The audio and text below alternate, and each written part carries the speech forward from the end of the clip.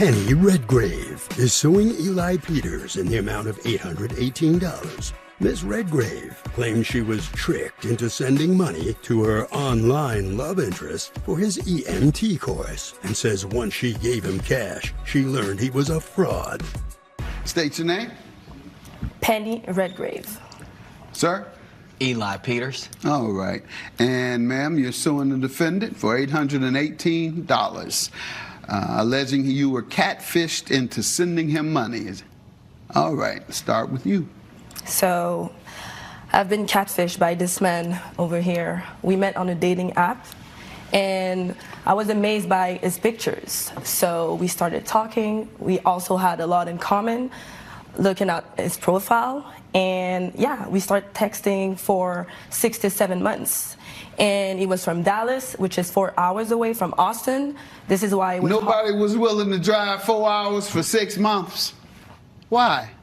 Because I work like 7 days a week?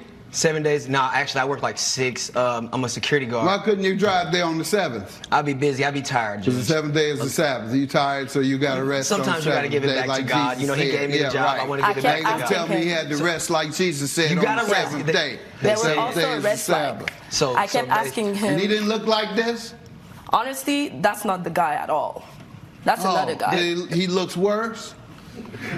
Kind So of. today giving a bad example of black Judge, Jesus on crack regarding. So basically, well, tell me how it went down. You sending him money? Yeah. So, like I said, 6 months. Y'all were in a texting back and relationship. forth. We were definitely in a relationship. Yeah, we start talking about the future, kids, moving in together. So he Moving said, in together? Yeah. Judge. He did. She he wanted did to move mention to that. San Fernando Valley, California. No.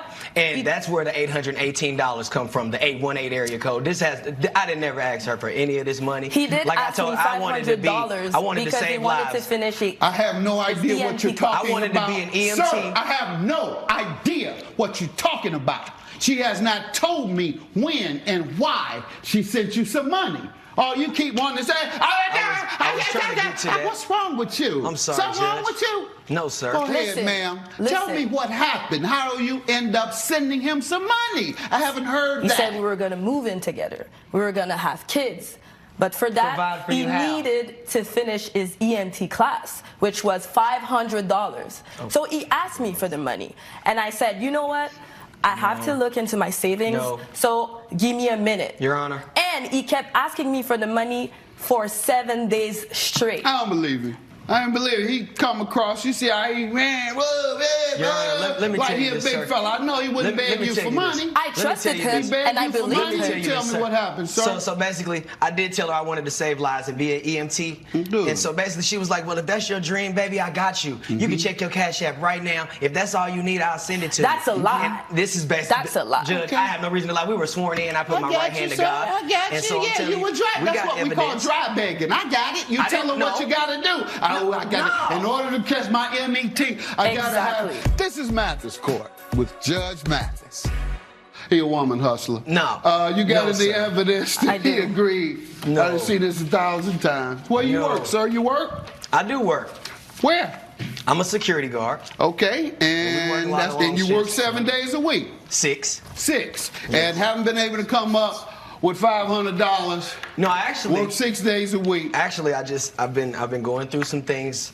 I've been taking care of some things at the house, paying for my rent, going through a lot of situations. Everybody pay for their rent. You know, no? the car. Yeah. You pay your rent? My oil. Anybody that I don't had to pay get their an oil rent, change. put your hand up. He said I he had was to going get to an pay oil me change. back. All He right, never nobody did. put their hand up. Everybody pays their rent. What's the rest of your sob story? Well, a tire blew out. It's within these Tire months. blew out. You know, tires. All right. They always so you try. sound like a scrub. Well, you either way, sound like like I a was- That's a man that catfish has right there. nothing That's a and you catfish. use Okay, so women either all way, the I time. didn't ask her I for the believe sorry. you catfish. Get out of my courtroom. I'm talking and you keep interrupting. $818. Get your woman hustling self out of my courtroom. Find you another sucker. I hope they watch this and avoid you at all costs. Bye. All rise. Judge Mathis has ruled in favor of the plaintiff. The defendant has been ordered to pay $818. Any last remarks for each other? You know you're lying. You're a catfish. You- That's Cameron Patterson is suing Remy Tolles in the amount of $800. Mr. Patterson claims that he and his friend agreed to splurge on expensive concert tickets and says she changed her mind after he already paid for them. All rise. Court is now in session. The Honorable Judge Greg Mathis presiding. You may be seated. Judge, both litigants have been sworn in. Thank you, officer. State your name. Hi, Cameron Patterson, Your Honor. Ma'am? Remy Tolles, Your Honor. All right, and sir, you're suing Ms. Tolles for $800, alleging she owes you this money because you all agreed to splurge on concert tickets, and now she won't pay you? Yes, Your Honor, that's correct. Give me some background on this. Okay, Your Honor, I know her. I'm from Cleveland, but on the summers I would always go down to Alabama with my family down there. I met her. Our families are neighbors. They live right next door to each other. We'd always play games, and you know, I would sell my candy. Where at? In Alabama, Birmingham. Okay. Yeah. You never lived in Dallas? Yes, sir, I have. Yeah. Somebody told you, are you Chris Bosh, the basketball player? That's my cousin's basketball friend. Okay, well, I thought you looked like him with a few Percocets thrown in, but nonetheless, you look like him. Proceed with your testimony. So I would go down to Alabama in the summer times. I would sell my candies, but she never paid me for it. Ah, you would do what? I would sell candies, just regular I candies. knew I was on to something, Mayor. You know I know. No, not that kind, sir. I'm talking about Airheads. The regular, only 25 cents. Airheads, the ones that buy the candy. No, I never do. I'm saved, John. I don't do drugs. But You like, saved from? I'm on the usher board and things like that at the church. I don't use drugs. What church you go to? Faith Temple. All right, you said it quick enough. You Yes, got sir. me now. I'm with you now. Go ahead. I apologize for insulting you and calling you a candy head because I thought that's what you're referring to. And I'm sorry to say, I apologize for saying you look like Chris Bosh with a few Percocets thrown in. So please forgive me, okay? No, man, you're a godly man, and I respect that. Go ahead, Reverend. I mean, you said usher. My fault. Not Reverend. Do y'all ushers mind being called Reverend or not? No, we like it because I'm like that's one a of the promotion, ushers too. isn't it? Yes, up. I'm like yeah, but almost that's a up lie, there. though, Reverend. Well, yeah, I mind a little bit. We read a little bit. I don't look at the Bible said the body's a temple. I'm walking in church right now. I'm like almost a deacon if you use that premise. Almost a deacon. You are what they call you at church. Now, don't get me going on that. Okay, sorry. But first you went from usher to deacon to reverend, all in 30 seconds. But at least you knew the name of your church very quick, and that's enough for me. So go ahead with your friendship with the defendant. Give me some background. Continue, rather. Okay, we're just friends. So her favorite artist is Chris Brown. We had planned on going to the Chris Brown concert. We've been making plans since May. His concert was in August, so I've been looking for floor tickets. We're going to splurge. That was the agreement. We're going to splurge on this thing. We're going to go all out. When it came time to buy the tickets in May, she didn't have the money, so we had to wait. I put a deposit for my tickets, but because of, she didn't send the money in, we lost the floor seats. How much were they to cost? The 4 seats that you lost? Back then, they were $2,000 and some change. For the 2 of them? Yes. Okay. For the 2. Ma'am, where you all know each other? What has the friendship been like? How long have you known each other? I have known Mr. Cameron for a little over a decade. We're childhood friends. Our families, like you said, live next to each other, and I've always loved to dance. I was out dancing and really trying to make something of that. Professional dancing, is that what you're making reference like hip-hop, to? like choreography. Oh, okay, choreography. Beyonce, dancing. Chris Brown, stuff like that, yeah. Okay. So I ended up moving from Alabama to LA, and maybe a year ago, I ran back into Cameron. We kind of caught back up, and he was out here, I believe, for construction. He's out here for church. Didn't you hear him? He moved out here to go to church. To church, interesting. To be an usher and a deacon and then the reverend at the same time. Go ahead, I'm sorry. So moving out here, and if you know the LA grind, it's pretty vicious, so I kind of threw dancing on the background and end up getting a position in life insurance just to make sure the bills. What are you saying is vicious?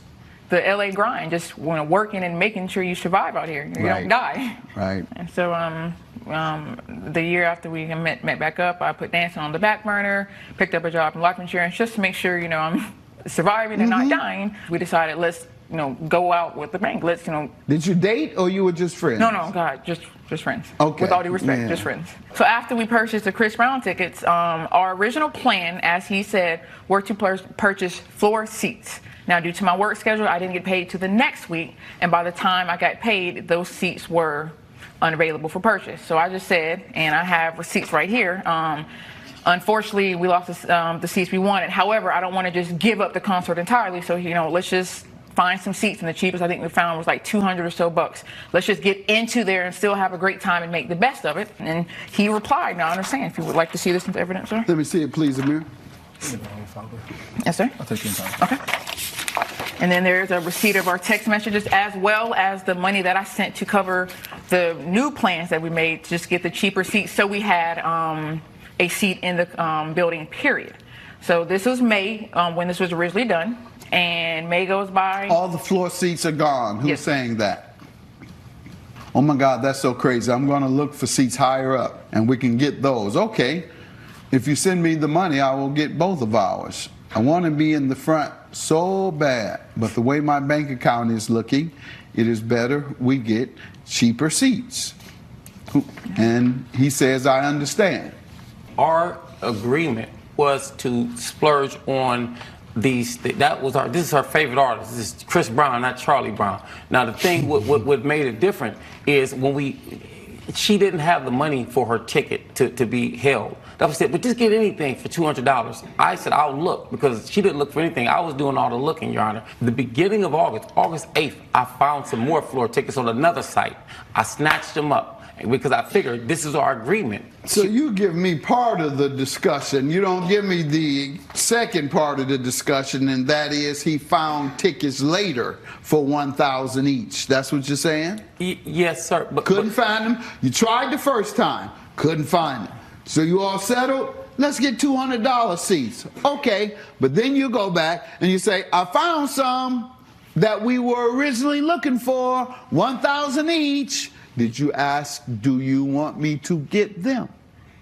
Your Honor, I'm going to tell you the truth. No, I did not ask that, because she was bummed out. When she gets sad, it's like she's really sad and down and out. This is her. She wants to dance, and this is going to be where she's in the vicinity of Chris Brown. That's why I didn't ask. I didn't feel like I needed to ask, because I know her. She wants to do this. Yeah, but she may have spent that money by the time you found some new tickets, sir.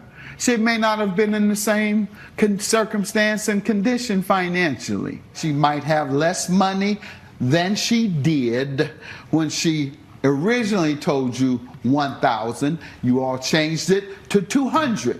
You went back on your own without her permission and bought $1,000 tickets. Well, that was the original agreement. We have to stick with the last agreement. Why didn't you go to her and say, hey, I got some, but they cost $1,000. You still have that $1,000?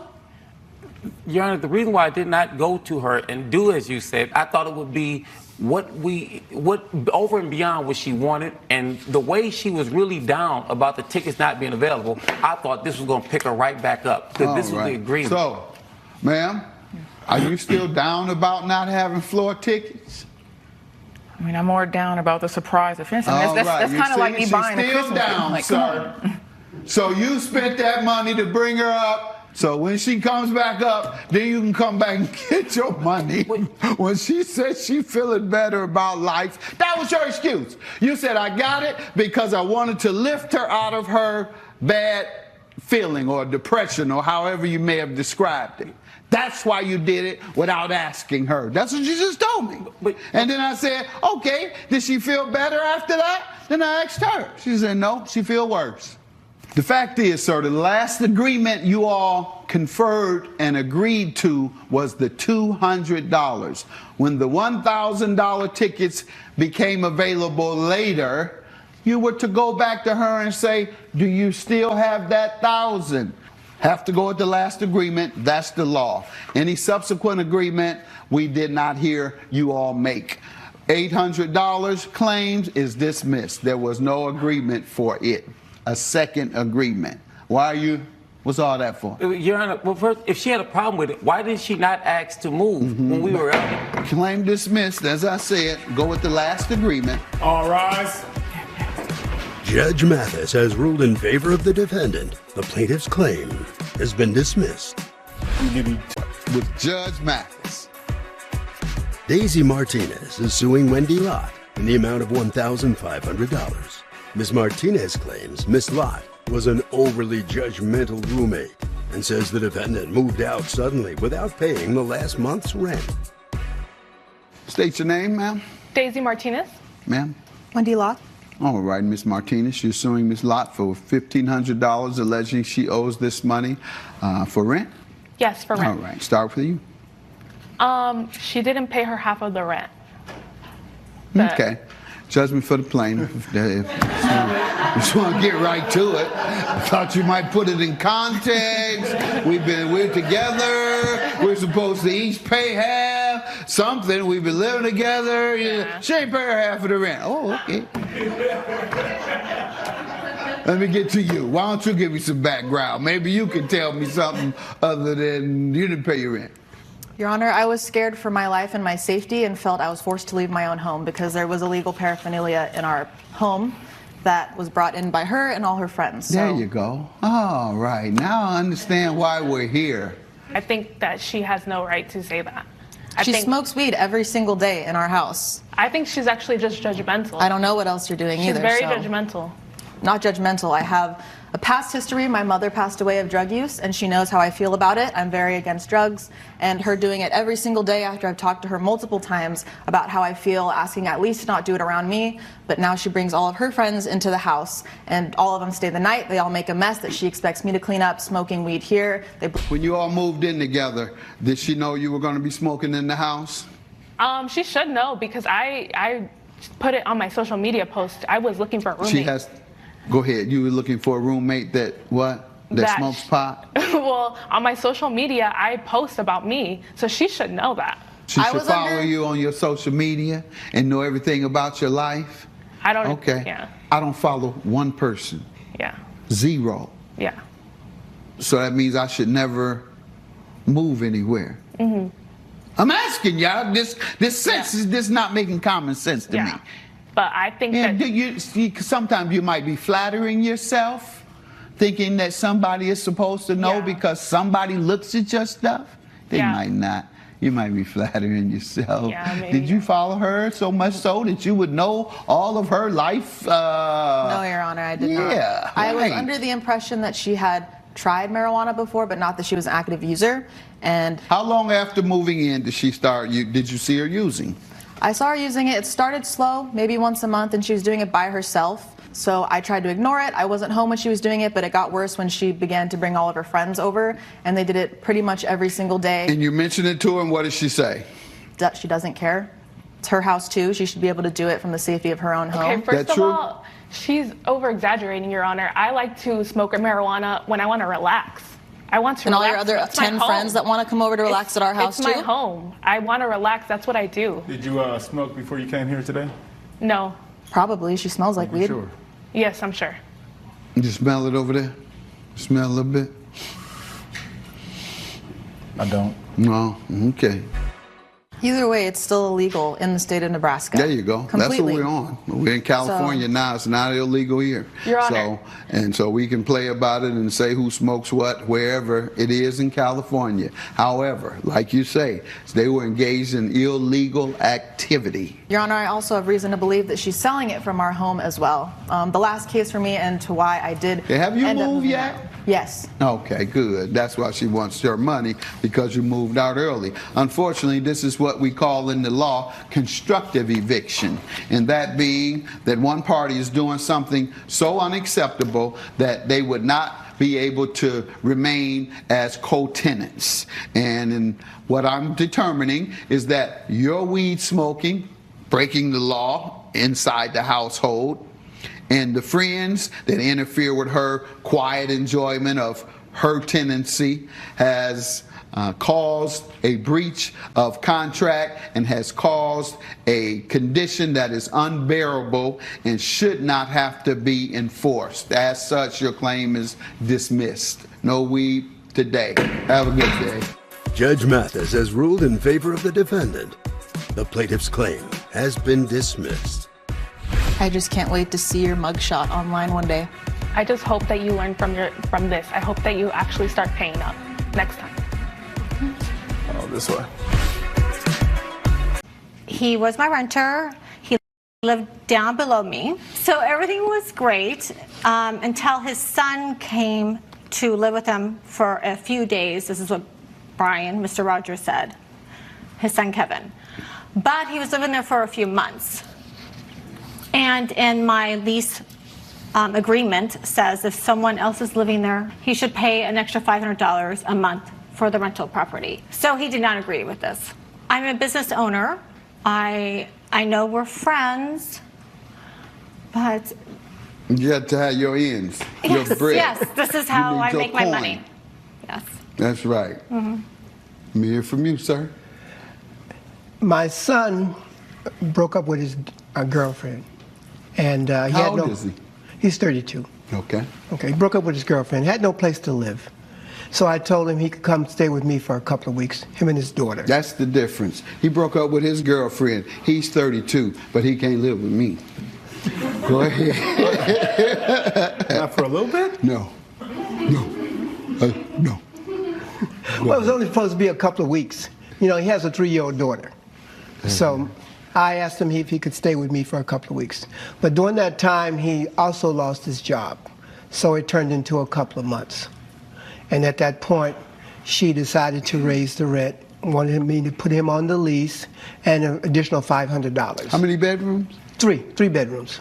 What was the purpose if she wouldn't allow you to have any other visitors or family members to live with you? Why do you get a 3-bedroom and agree to not having any other folks live there with you? Right. You just need a 3-bedroom? No, I have a medical equipment business, so I was using some of the That's rooms. another story. Some of the rooms for my equipment. So when you're able to spend $4,500 a month, medical equipment And yes, business West Hollywood is good. very expensive. And medical equipment business is very lucrative. Right. But she started complaining about the people coming over there to do my sales. From the time we were friends, but from the time I moved in, all of a sudden all she did was complain. She doesn't have a life. She needs to get a life. What? Excuse me. She doesn't have a life. I do have and a so life. the only time she has time for is to sit around and complain. She doesn't go anywhere. And so when my How do client... you know what this woman does? Yeah, Do thank you you live so much. next door or something? No, she lives in this... We're in the same complex. Oh, in the got same it. complex. Oh, yes, All right, I he lives didn't know right that below. part. Remember, he lives And right so- below me. Yeah, that's true. He So lives when my- below you. That's right. Go ahead. No. She started to complain when my Who they clients gonna put came me up. off TV, son? You just started. You went through all that volunteer training with the sheriff's office for nothing. You just go back to Detroit and volunteer. Yep. If they gonna put me off TV any second, I keep talking like this. You're off TV, I'm off TV, I'm at home with you. Oh no, you ain't living with me. Is this your son, by the Let me way? straighten up there. Is You that your right? brother? Yeah. Oh, that is so great. Yeah, he's a volunteer sheriff deputy in Detroit, where they help provide community policing so that we can reduce some of the police misconduct, so that the community can get to know their volunteer sheriffs, and so the volunteer sheriffs get along with everybody and they're able to call the police if there's a real deal issue. All right, so that's yes, he's my son. So tell me what happened with the trash. I'm missing that part. Let's get there. So Okay. Now let her. It's her suit. Thank you. He's moving out. He left all this junk in the back of my property. So I called to let him know that I'm calling a junk yard company to pick up his junk if he is not coming to pick it up. You told him. Yes, I did. And he came and only picked up the expensive stuff. He left the stuff that was junk, basically. So I had to pay $450 of my own money to hire a junk company to get the rest of his junk out. And I have the receipt here to prove it. Sir? Well, let me tell you the real story. I moved out gave her a 30-day notice. I moved out. I took some stuff with me at the time when I moved out. Then I hired some of my friends to come and move some of the additional stuff. Well, in that process, they left some things behind. And at that point, I sent my son over with the friends to move the additional stuff she's talking about, but she refused to let them in. She got confrontational with them, would not let them take the stuff. She told me I could not come on the property, that my son could not come on the property, that my friends could not come on the property, and nobody could come on the property to move the stuff. Then what she did was when I got a professional mover, paid him $450. Why do you think she stopped you guys from doing it? Well, she got into a confrontation with my son. My son has always been respectful to her. That's the way I bring him up. And what happened was they got in some type of confrontation. She accused my son of threatening her, and his friends of threatening her. So that's when she decided Threatening to do what? That's a good question. Yes. What did they threaten? You did not see this. That's why you're saying this. And I understand because you're the father. I understand it's your son. But you did not see what your son did. Your son would call me a clown lady.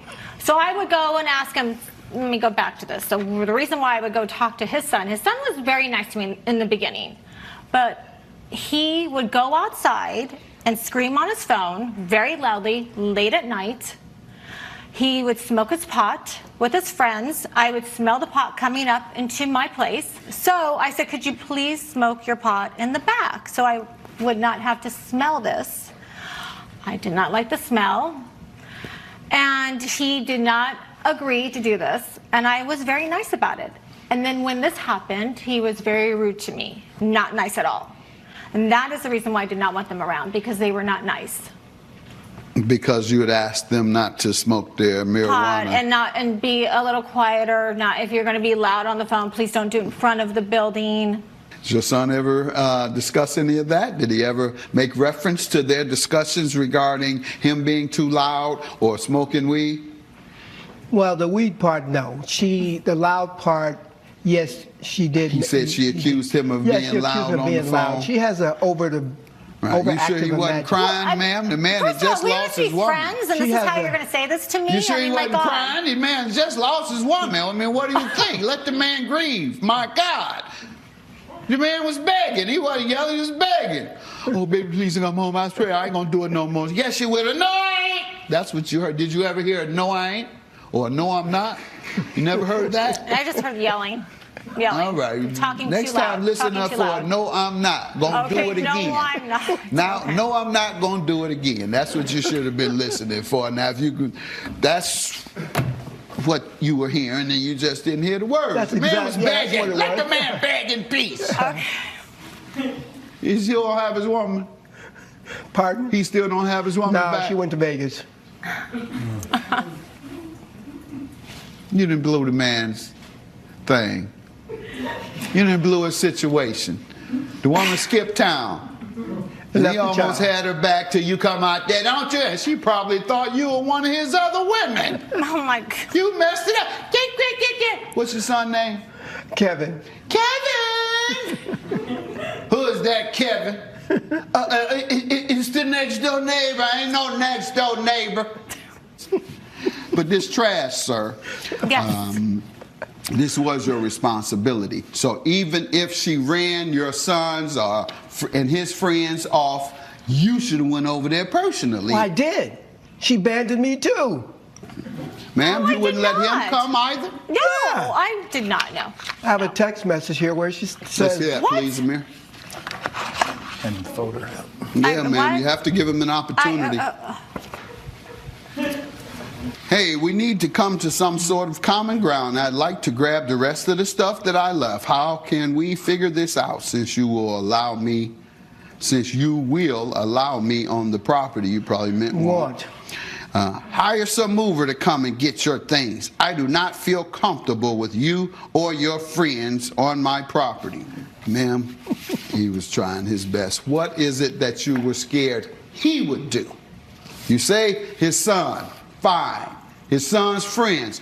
Fine. What were you afraid he would do? I was not afraid of anything. I why just didn't you say that? You said I just wanted the junk removed. It was making my place look like a junkyard. And he tried to remove it, and you told him you were scared of him. You told him you were scared of him. Yeah, We're not talking about his son. Him, I do not feel comfortable with you. Claim dismissed. Have a good day. You did not give him an opportunity to resume. In fact, you stopped him from coming. Have a good day. That's my judgment. Judge Mathis has ruled in favor of the defendant. The plaintiff's claim has been dismissed. Renee Johnson is suing Darlene Johnson in the amount of $1,000. Ms. Johnson claims her sister hired her to cater an event and says after finding fault with everything she did, her cheapskate sibling refused to pay up. State your name. My name is Renee Johnson. Ma'am? My name is Darlene Johnson. All right, and you are suing Renee Johnson, your sister, for $1,000 for chef services that she refuses to pay for? So my sister Darlene had asked me to be a chef for her private party of 12. This was a last-minute engagement, and we had agreed upon a $2,000 in total amount. And then I had asked her to pay me $1,000 prior to doing the services, and then $1,000 after the brunch. She refuses to pay me the second half. All right, let me hear from you. I did agree to pay my sister upon completion of services. However, she did not complete the brunch. She left mid-service, and I actually had to serve my guests their desserts. And so I don't think I owe her $1,000 because she was very unprofessional. How was she unprofessional? She was an hour late starting. So although she did arrive early to set up. Okay, she was an hour late. What other example? One of the dishes she served, there was hair. And when I would bring it to her attention, she would get upset. I believe the hair was from her or her sous chef. And she actually pointed out one of my guests. And they were in the kitchen? They were not in the kitchen. Somebody said something to you like that. It's hair in there and it came from your guest. Exactly. And the guest was in the car. So you need to make sense of it. You didn't make sense of it? What else did she do wrong?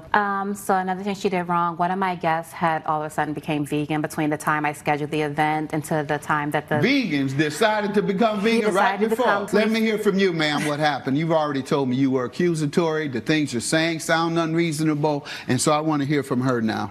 Well, as she stated, there was hair found in the food. We wear hairnets. That's just standard protocol. My hair is short. The hair that was found was long.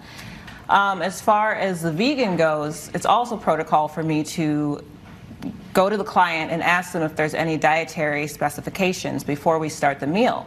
I have evidence here that shows that I did send her an email asking her that. You see it, please, Amir. And you have the response there as well?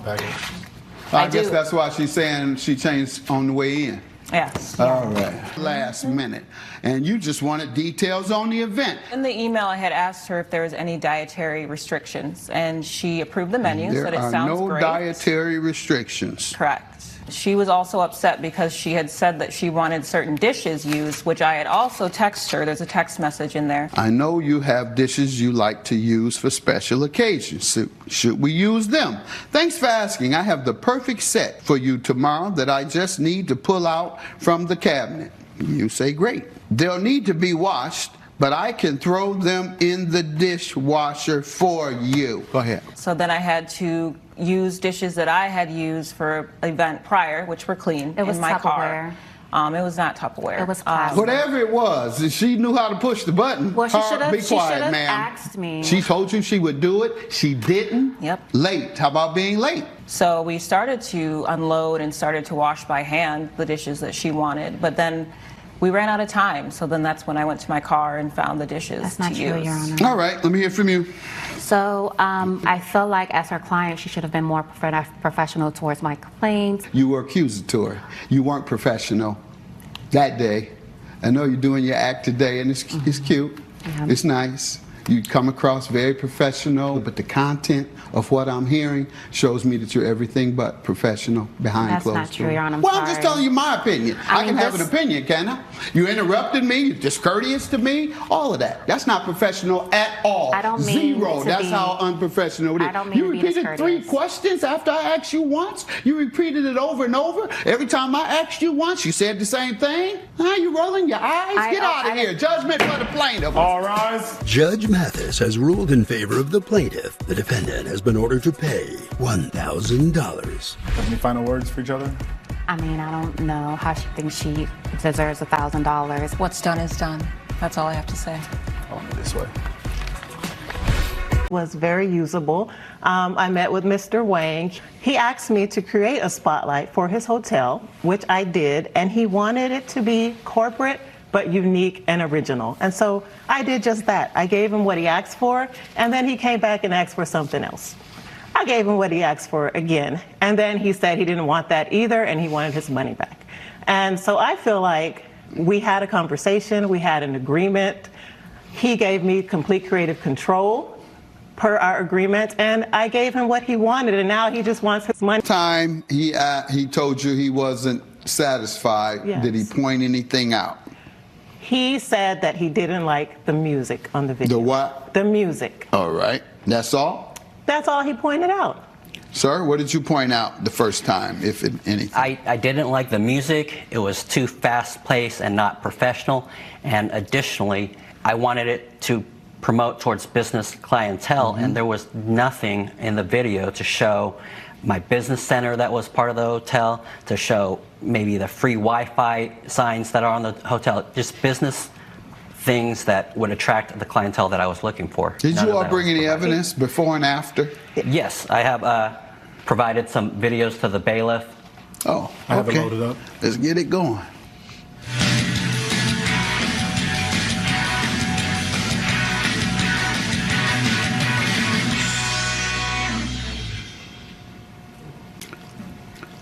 Music a little fast-paced, but I would stay there still. But yeah, it's fast-paced. Yeah. So, I mean, stated in the contract, which, Your Honor, I have evidence. Yes, see it, please. What is stated? What are you telling me? In the contract specifically, it states that the spotlight will target wealthy business professionals over 40 with a corporate sanctuary look. So the music doesn't speak to that, as well as the images. I don't know. The images look fine to me. What don't you like about the images? I just want more emphasis on business amenities that we have at the hotel. And you do have a, like, what do they call it, business room? Or? Yes, business center with computers, conference centers. She should have shown that. All of those Absolutely. things. And then what did she come back with? Show me the second one. Is there a second one? There is a second one, and it's do you basically have that? the same with different You turn music. that in? Yes. Let's see it, please. Check it out now.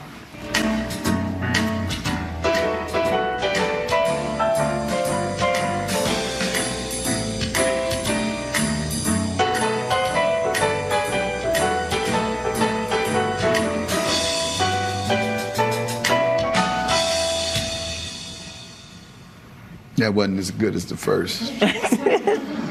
She should have put the music, that music, maybe even something that's a little jazzy there, but should have put that music on top of the first video. Then you'd have been closer, along with a business center. But did you specify business center anywhere? Some of these things you needed to specify that were important for you to have. Do you have any specifications, or like she said, you gave her total spotlight notes for the Madison. Sophisticated, wealthy, for business professionals over 40. Corporate, peaceful, sanctuary-like, edgy and unique. Well, that business professionals, ma'am, I don't see that. Your Honor, can I just say something? So he reached out to me particularly because I had a unique and edgy style for all of my videos. And when we spoke about what corporate means, he didn't want the typical corporate things. He specifically told me that he wants something atypical, and so that's why I veered away from a boring computer room, and he never mentioned anything. Now, like everything he's bringing up right now, this is the first time I'm hearing these things. So I took creative liberty. He never said to you, the first time you brought that back, he didn't mention the business center? No, he didn't. He mentioned the business. Did you?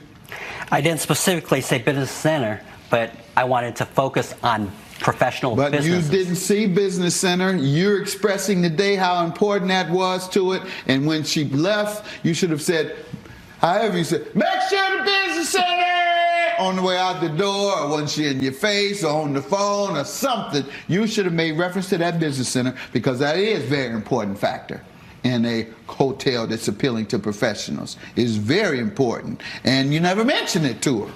But sir, there's nothing even to show of any business aspects of the whole hotel that we have. We have many amenities that cater to business professionals, and specifically in the contract it says I want a corporate look.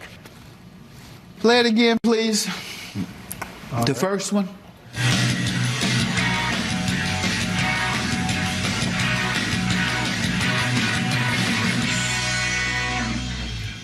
Next one.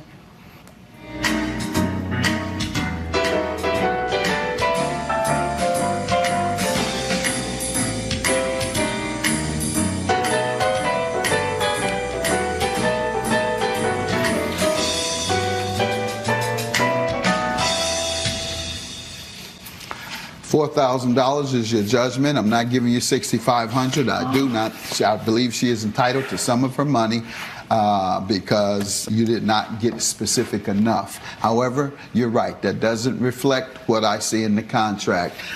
So I'll grant you $4,000 instead of the $6,500. Good luck to you. Judge Mathis has ruled in favor of the plaintiff. The defendant has been ordered to pay $4,000. Sandra Lee is suing Maxwell Chase in the amount of $1,500. Miss Lee claims her employer said her clothing was too provocative to wear while working at his Christian bookstore, but says he fired her for what she wore at home. All rise. Court is now in session. The Honorable Judge Greg Mathis presiding. You may be seated. Judge, both litigants have been sworn in. Thank you, sir. State your name, ma'am. Hi, Judge. My name is Sandra Lee. Sir? Maxwell Chase. All right, and ma'am, you're suing the defendant, your former employer, for unlawful termination for $1,500? That's correct. All right, start with you. Give me some background on this.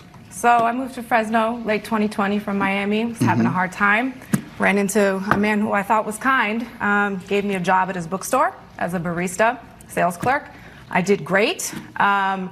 We had a couple run-ins where he was... Who told you you did great? He did, sir, Okay. and the customer base loved me. All right. We had a couple run-ins where he asked me to change what I wore to work. He felt that it was inappropriate. What were listened. you wearing? Jeans, you know, tops, things that I felt were fine to wear to a bookstore. He had a problem with jeans, you think? Clearly he did.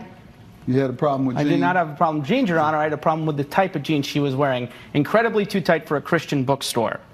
This is a Christian bookstore. 100% a Christian bookstore, Your Honor. So you wanted her to dress like it? Appropriately for the job. Would not offend your Christian customers. Correct. Because I suppose you think that Christians are offended by racy clothing. Absolutely. That's your assumption. Absolutely. I'm a Christian. Yes. You a Christian? Are you offended by women when they dress provocatively? I am not. Or do you just do what the Bible say? If I offend thee, you pluck it out. Now you want to go Bible to Bible? You do I what? know my You do Bible what? too You now. do what? You pluck it out. If thine eye offends thee, pluck it out. So if what you're looking at, a racy or whatever, however you a provocative outfit on a woman, you pluck your eye out. If you take the Bible literally, which I don't, but that's what it says, and I think figuratively it means speaking in allegory. That's what they say. Most of the Bible is full of allegory. Allegory meaning stories that reflect the essence of the message. And so they don't mean literally pluck your eye out, but it does mean stop looking. That's the essence of it. And so that's what I'm about to get. We'll talk about that. But yeah, I don't believe she was that racy. This is a nice mother of the church. She appears to be dressed fully now. Your mother? No, the mothers have to be older. I think mothers are seniors. I do go to church enough to know that. They wear the all white. Do you wear the white when you go? Not to work. Okay, no. but no, you're not. No, I'm talking about the church. Because otherwise you're not a church lady. You're a, what's the younger ladies there? Oh, a missionary. You can be young a missionary as a missionary. You missionary? I am not. You're not? Just not a a church missionary. lady. Okay, church. We'll just go with church lady. I think I heard she doesn't go to church. I do not attend church. No. Would you mind your business? How was you going to expose this woman's business? She said She it. might want everybody, I think she want everybody to think she's a church lady. I'm going with church lady. She said, I don't go to church. I'm going with church lady. She look like a church lady to me. She act like a church lady to me. She's a church lady. Go ahead. And you can't offend anybody calling them something involving the Lord or God. You can't be offended. If you say you look like Mary, Mother Mary, you wouldn't be offended, would you? No, sir. Mother Mary had Jesus. Sure did. There you go. You might not want to be called Jezebel in the Bible, but Jesus, Mary is all right. Go ahead, sir. Tell me what complaints you had about her dressing. Or is it just you that needed to poke your eye out like the Bible says, if thy eye offend thee? Okay. The reason we decided to terminate her, or that I decided to terminate her, sir, is that she was driving away my customers. I had several complaints about her, about the way she was. I had several complaints about the way she had dressed, not necessarily even in the store. From the more jealous women. Not actually jealous women. Several families who said they would not buy from my store. It was crippling my business. So I had Please, to make... them little boys go home and think about and fantasize about her. Who you kidding? Talking about the families come in. And them little 12-year-old boys come in there to see her dressed like that. They going home happy as a lot. One mad is the mother. I had Mr. and Mrs. Smith come to me say, I will not buy from this bookstore again. You do not hold Christian values. You can tell them they got a lot of nerve. They're involved in entanglements. Let's talk about how Mr. Smith bought my signature drink every day. Bought your signature drink every day? My signature coffee drink every day, $3.50 a cup. That was enough. That was okay. It was once a day. That's besides the point. Your Honor, he fired me for something I did in the privacy of my home. Oh, it was in privacy of her home. Yes, there's a pool in my condo complex, and a couple times, you know, I put on my swimsuit, go to the pool, come back home, sit on my balcony. It's got a nice shade to cool off, okay? And a couple of times this happened, and he fired me for that. He fired me because people who went to his bookstore who knew I worked there were upset that I was... Because you weren't naked. Church lady wasn't up there naked. No, sir, I was not naked. No, I was wearing a swimsuit. Is this what we're talking about? What she wears at her on the confines of her own property? Well, she's in the view of my bookstore, sir. I can't. So you're saying when people come up, yes, they can see her. Yes, they can see her condo in straight provocative. Across. Where? What type of provocative? How provocative is it? Do you wear sir. thorns? Swimsuit. I have. Yes, I have a. You get on that bikini. balcony with thorns, church lady. He does. It's a swimsuit. And then gonna act like you got something to pick up on the ground. Oh, let me get my pop. Bending over with that thong, and your customers got to see that mess. Absolutely. And those men are so mad and angry when they see it, aren't they? They absolutely so are. So are the little adolescent boys. Absolutely, sir. I know absolutely that's what's happening. They're going on fantasizing about her. Absolutely. Why do you think they were buying drinks from you? Mr. Chase, it is 2023. This is giving body shaming. It's giving toxic masculinity. I didn't say anything about your body. Okay, it's not up to me to control other people's perception of me. I did my job at your store. I covered for you when you had to go take care of your family stuff. After I had to fight you on it. You fought me, multiple but I times. stayed. I covered for you because I thought this guy's looking out for me, so I'm going to look out for him. And then you're going to fire me 5 hours into my Monday shift and not going to let me work the next 2 weeks. What am I supposed to do? I'm new to town. I'm a single woman. I'm trying to get by.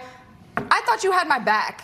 In any event, sir, did you speak with her about it? Did you give her a warning? I did. I gave her a warning when she started showing up a couple months into the job in skimpy clothing.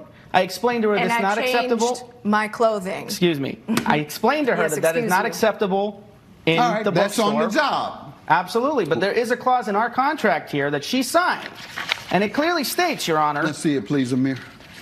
Give me the whole packet.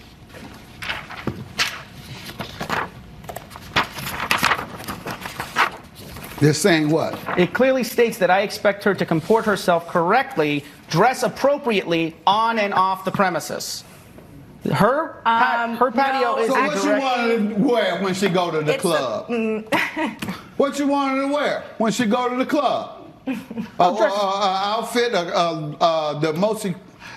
the most conservative of Christian outfits, or what is the group in Pennsylvania? Not Mormons, the The Amish. Amish. You wanted to go Amish to the bar? Absolutely not, Your Honor. Well, but then. if she's in the view, when you're in the view of my bookstore, you can't be parading yourself around. I didn't build that condo in front of your bookstore. You know what? You moved into it, okay? I did, and we have a very close-knit community. Represent our establishment in a professional manner, in and out of the workplace. Now, why do you feel her attire in a swimsuit is unprofessional? If she was a professional swimmer, she might be trying out to be a professional swimmer, so that is professional. It's not so much that she's unprofessional, it's the fact that I'm getting complaints and losing business over the fact that you're dressing inappropriately. I'll tell you what to do. Get you a sign. So when they walk up, they'll see a sign. Put that sign, say, "Don't look up." How about that? Wasn't that the movie too? Yep. Yeah. Great movie. After the movie, you might not be able to use those words. Yes, you can. Yes, you can. Yeah, but don't look up. All right? Then you won't have that problem anymore. But you got a bunch of freaks coming in there. You know they looking up there, oohing and on. How many complaints you get? Multiple. At least 5 within 2 times she did it. This happened twice, okay? And after the second time he told me about these complaints, never happened again, but he still chose to fire me, to put me on the schedule first for 2 weeks, okay? So I'm keeping my word, I'm setting my time aside to show up to work for 2 weeks. And he chooses to fire me on a Monday after lunch, handing me a $100 check, here's your pay for the day, don't come back. That's what you get. You get 5 hours worth of pay. You don't get 2 weeks worth when you're not. You would have wanted a 2-week notice. Don't would you have want not? all the Christians to come into your store to be faithful to their religion? Absolutely, Your Honor. All right. And sometimes, as part of your faith, you get tested by the devil, and that's a very, quite frankly, it should be a very desirable test for an avid Christian who wants to test their faith.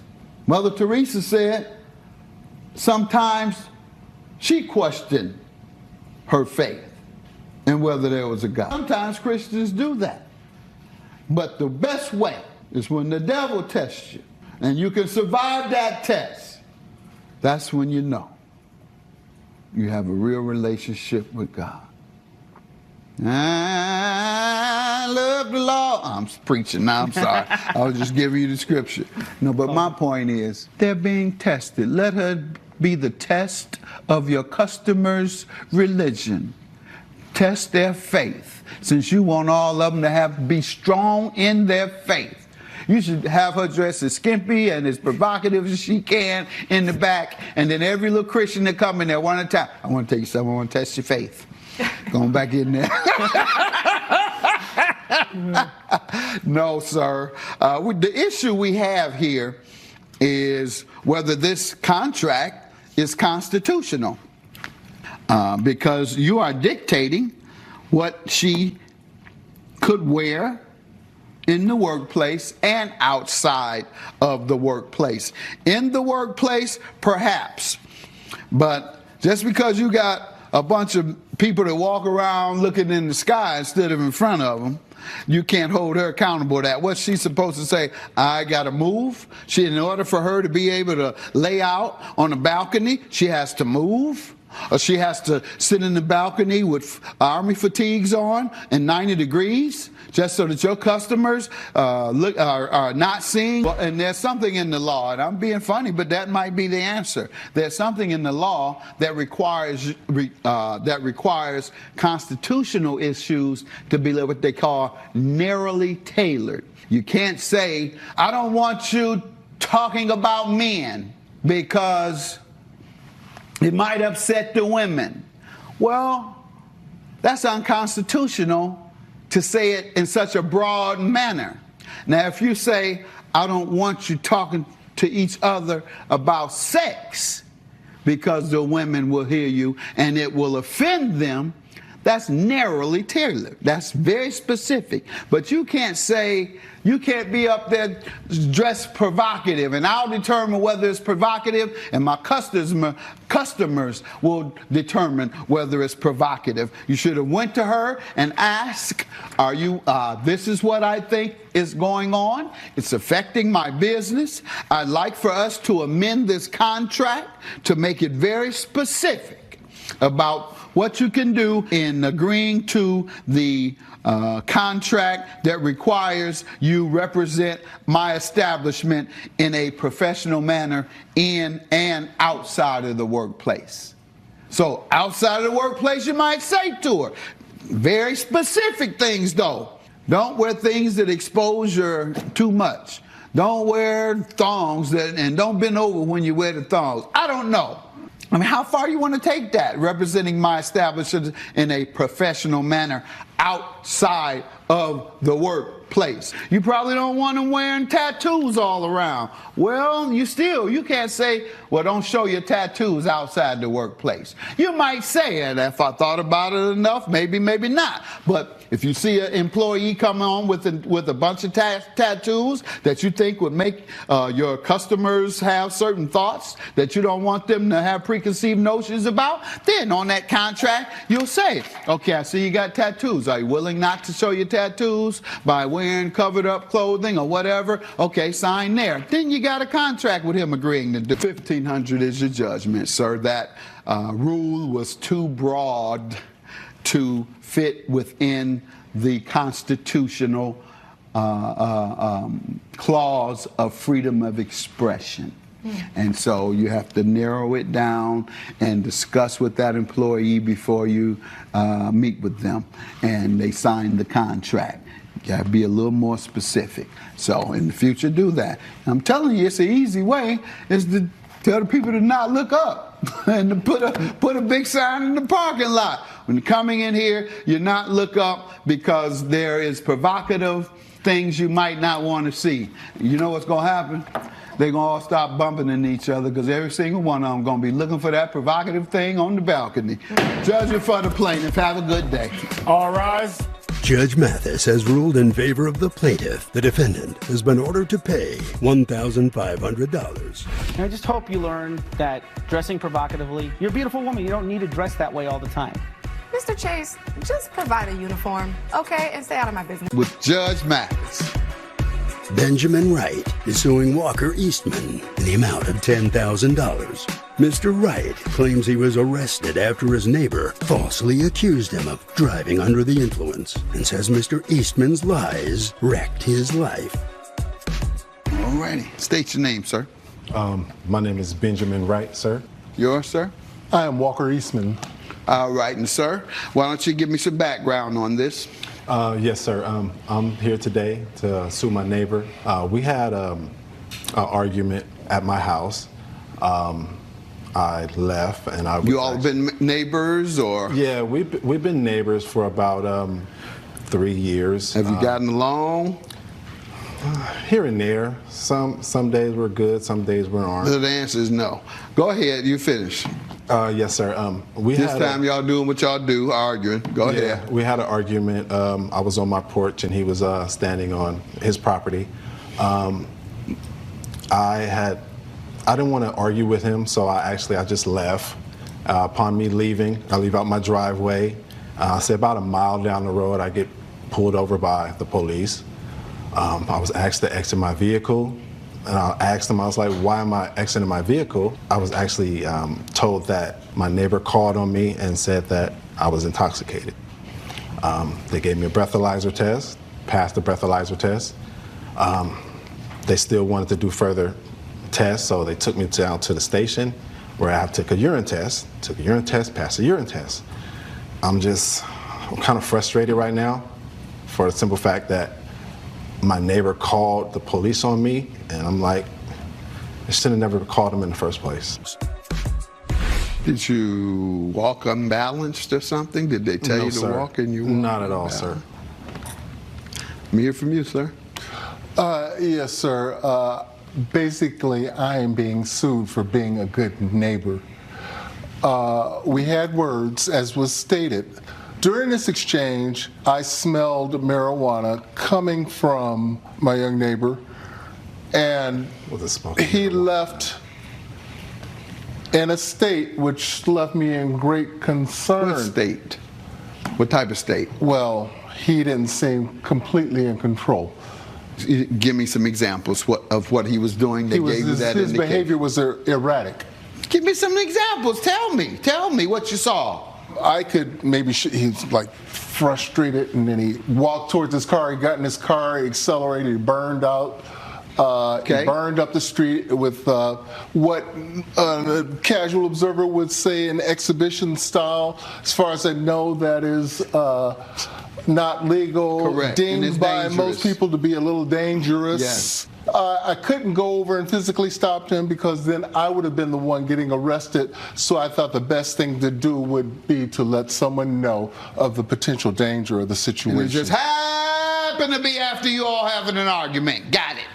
All right, sir. Do you have the police report? I do have a police report here. Great. And then they'll tell me what they believe they saw and gave them the reasonable suspicion. That's what they must have. They must have a reasonable suspicion that you have broken the law when they stop you. Before police can search and seize, going through pulling your stuff out, pulling you out, searching your car, they must have a reasonable suspicion that you have broken the law.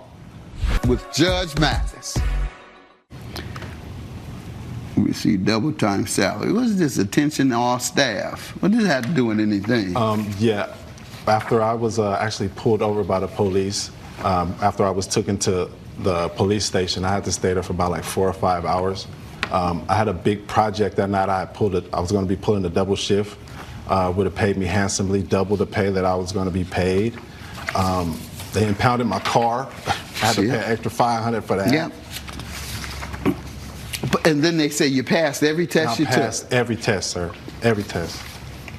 Sir, I believe you did it in retaliation to your argument, and he has proven all of the harm that he has endured, and therefore I'm going to grant his judgment. $10,000 for the plaintiff. You certainly put him in harm's way. You retaliated against him, which caused him significant loss and embarrassment, and I'm sure traumatized him, and so therefore I'm going to grant the entire amount. Have a good day. All rise.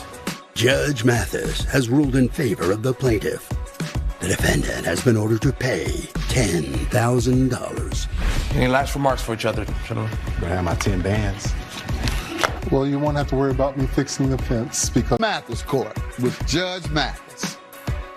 Nightclub bouncer Chris Johnson is suing Mark Williams in the amount of $550. Mr. Johnson claims he had to kick the defendant out of line due to his poor behavior and says Mr. Williams retaliated by spitting in his face. State your name, sir. Chris Johnson. Sir. Mark Williams. All right. And Mr. Johnson, you're suing Mr. Williams $550, alleging he owes you this money as a result of an assault. Yes, sir. Start with you. Well, it all started at this club I work at in downtown LA. I'm the bouncer there. It's a very popular club. There was a line. He was waiting in line probably, I would say 45 minutes to an hour maybe. He gets to the very front of the line, and then 4 people walk up. It was the owner's brother, and their 2 girlfriends. And they go right into the club. Of course, I'm not stopping them. He says, hey, what's going on? You know, you let those people. I said, that's the owner of the club. Of course I'm going to let him in. He says, well, you know, what about us? I said, just please, sir, be patient, and you will get in shortly. I said, you are the next people to get in the club. He was the only heckler calling me names and all sorts of stuff. I said, just be patient. He kept going on and on. I said, you know what? If you don't stop this, I'm going to have to remove you from the line. Oh, you're going to remove me from the line? Again, the name calling. I said, okay, that's enough. I said, hey, you're coming with me right now. And I put my hand out to guide him. He won't come. Then I put my hands on him, and I start walking him out off the line. And he says, you're just a bouncer, you know. And he spits in my face. I mean, in my eyes, and I got it in my mouth. It was disgusting. I've had guys throw punches at me. I've had guys, a lot of things. Sir. This is the worst. Yes, I was making a bunch of jokes, but as far as I'm concerned, that's not something to be thrown out. I called him Frankenstein, stone-faced, Easter Island head. He described abusive language toward him, and that does happen frequently when someone doesn't get their way dealing with service people. Somehow folks think they can talk any kind of way they want to service people. Exactly. But go ahead. Do you deny any of that language he just stated? Because everything he said to me sounded like you were being abusive. Some of the language, I would say, was overblown by him. So after that, he told me to leave the line. I said, I don't want to. I've been waiting here with my friends most of the night. Then he grabbed me and lifted me and tried to throw me. I tried to turn around, and because he triggered a medical condition, in evidence, I have a hypersalinization. So when I spun around, potentially saliva spilled out of my mouth and onto him. It was not an intentional spit. And you want me to look at that nonsense? You hand it to me. Okay. Yeah, thank you. Yeah. Yeah, that's how I look at it. It's a real medical condition. Yeah, who you think you're dealing with? It didn't cause that. It didn't cause that, and I hear the motive all in your voice. You had a motive. He grabbed you and took you away, embarrassed you, humiliated you, as he should have, of treating him abusive. This is Mathis Court with Judge Mathis. Now you go and spit in his face. Yeah, please. You spit in the doctor's face before? Yeah, tell him to write me that. Tell him I'll read it then. When he bring me a letter says, my patient, he spits in folks' face because of a condition. In fact, he spit in my face. When you got that, I'll read it. So what's the $550 for? It's just for my medical bills. I went and I got tested. Anyways, he spit in my face. What'd you get tested for? COVID, for mono, for strep, for hepatitis, for herpes.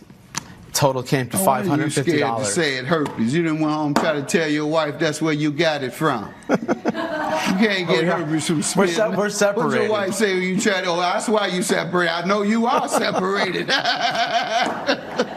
You went on with that story. I'm sure she did leave the same night. that virus that came from this guy who spit on me. Yeah, right. Honey, hand me my suitcase. Let's see his bill, please. So he got a medical condition that causes him to spit in people's face. Excess saliva. I grant you your judgment. $550, sir. Have a good day. Judge Mathis has ruled in favor of the plaintiff. The defendant has been ordered to pay $550.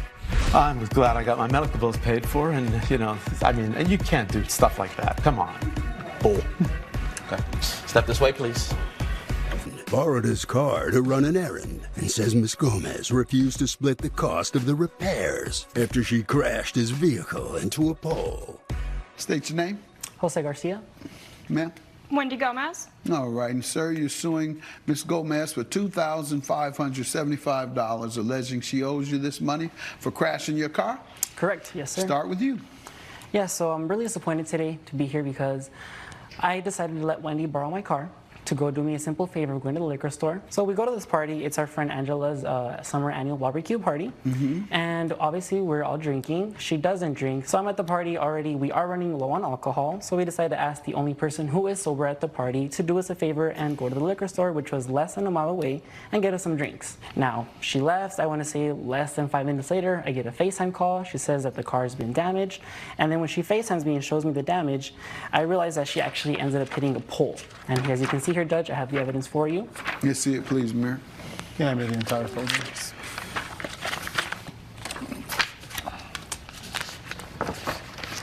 So she states that she hit the pole because my brakes weren't working. I told her I didn't want her to touch the car anymore. I decided to call a tow truck to have the car picked up and taken back to my house. All right, let me hear from you, ma'am. I was driving it.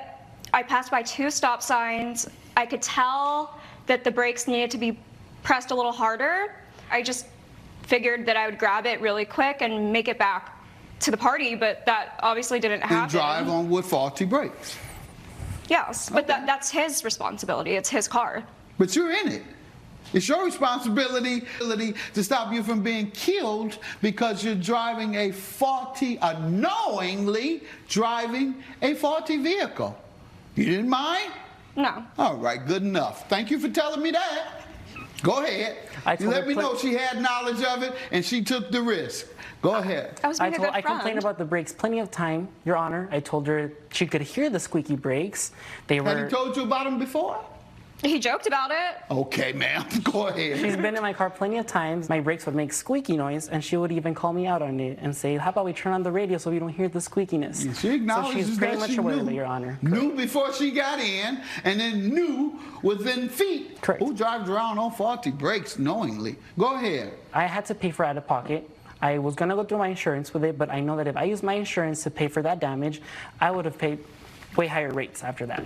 So I asked her if we could please go half and half, if she could help me cover the damage, and she denied. Says that it's my responsibility, that the car is my damage, and that I drove with faulty brakes. Well, let me give you the law on your offer. She didn't accept that offer.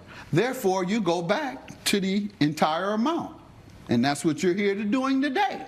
And with regard to the insurance, a person is not required to use their insurance when there's an accident at all, whether it's their fault or the other person's fault. You gave her some type of deal, just give me half. Nope, not giving you a dime. Nothing. Nada. I knew the brakes were faulty, but I just kept going. What the hell? Court with Judge Mathis. On the other hand, give you a little more law. If a person is doing something for your benefit, they have to be grossly negligent or extraordinarily negligent, not regular negligence. If it was for mutual benefit, then simple negligent law applies. But she's doing this for you. So you have to prove that it was gross or extraordinary negligence in this case. And I'm not going to conclude that. I think it was simple negligence. I think she was negligent to knowingly drive a car which she knew had a brake problem. Gross negligence, perhaps if you told me she was doing donuts in the street, knowing that she was on faulty brakes. That's gross negligence. Drinking alcohol, acting irresponsibly will cost you money, and in this case it's costing you $2,575 because I must dismiss your claim. She was not extraordinarily negligent. Have a good day. Claim dismissed. Judge Mathis has ruled in favor of the defendant. The plaintiff's claim has been dismissed. I'm very disappointed, and things are not going to be the same between us. You set me up to be sued, and you need to stop drinking. You can head this way. This is Mathis Court with Judge Mathis. Tim Coryell is suing Roger Fortson in the amount of $320. Mr. Coryell claims he bought a basketball ticket upgrade for the defendant's son and says Mr. Fortson approved the purchase, so he needs to pay up. All rise. Court is now in session. The Honorable Judge Greg Mathis presiding. You may be seated. Both litigants have been sworn in. Thank you, sir. State your name. Yes, Tim Coryell. Sir? And it's Roger Fortson. All right, sir, you're suing Mr. Fortson for $320 for reimbursement of an upgraded basketball ticket for the defendant's son. Is that correct? That is correct, Your Honor. Start with you. Give me some background. How do you know him, the kids? Yes, sir. So we've known each other for many years. So I am the basketball coach and also high school teacher. I teach geometry where our boys go to school. So they are best friends. So that's how we're connected.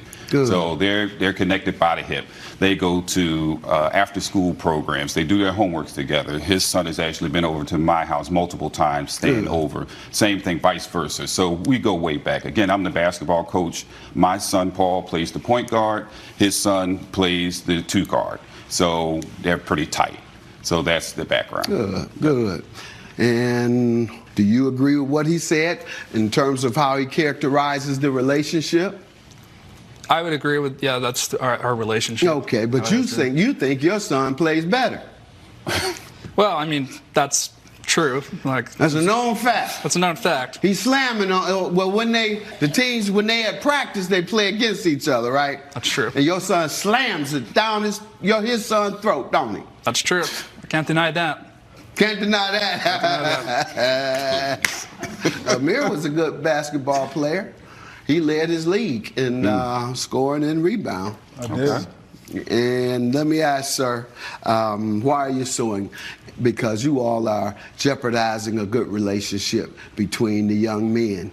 You all might not get along, and fine, whatever the case might be, but their lives are more important. Their friendships are more important than you all's are. So let's see why we're suing over an amount that has jeopardized the relationship. Yes, Your Honor. So I'm suing because I've done a lot of things with his son. So again, he comes over, we do a lot of different things, from going to restaurants to going to get ice cream to going to arcades and so forth. I've never asked for any money for that. Again, I'm the coach. You don't charge? I don't charge. You got room for one more? you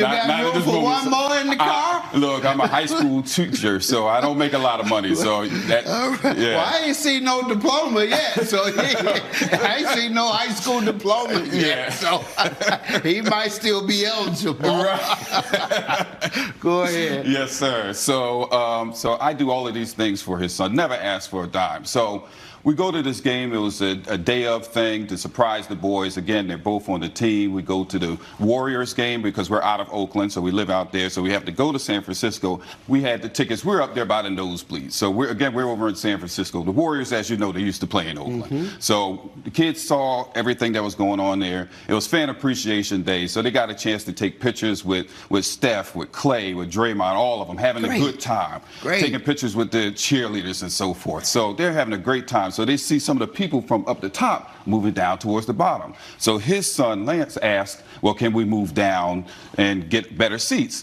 I said, well, you know what? I don't know about that. Let me check with your dad first. So with everything, I've checked with Roger to make sure everything's on the up and up. But you had to pay for the to move down. Yes. How do you pay in the middle of the game? Now you're throwing me off there. So this, again, Fan Appreciation. You can go to the vacant seats like I do. Right. Once the people leave. Yeah. But probably do that at the Final Four. That's what we do at the Final Four. You go to 4 games, Final Four, the college championships, and everybody doesn't come to all the games. Once their team loses, a lot of them go back home. Yes. And when they go back home, we go to their seats. Well, we were able to do it. It was Fan Appreciation Day. This was well before the game started. So we were able to come in a little early. We were able to upgrade the seats. I informed them about it. Upgrade by paying. Yes, upgrade by paying. So I texted him. I let him know what was going on. He agreed to it. Everything seemed cool. So we just moved forward. Kids had a great time. The Warriors beat the Lakers. Price went from and that what? was it. What was the original price? $80 per ticket. And then it went to what after you decided to $320. upgrade? Yep. Coming up. You sure? I got plenty of money. I wouldn't approve that for him. Yeah, but you couldn't take, you couldn't triple the money that you told me 8 times 3. That's quadruple. You couldn't quadruple the amount of money you told me for a ticket after you get there to the game. I hear you, Your Honor, but well, you don't need to ride with you because you wouldn't get your money from me either. Go ahead, sir. Let me hear from you. So, Your Honor, I agreed to the original amount, which was $80. That's all I agreed to. He did text me when he was there saying they wanted to upgrade the tickets. He did not mention an amount at all.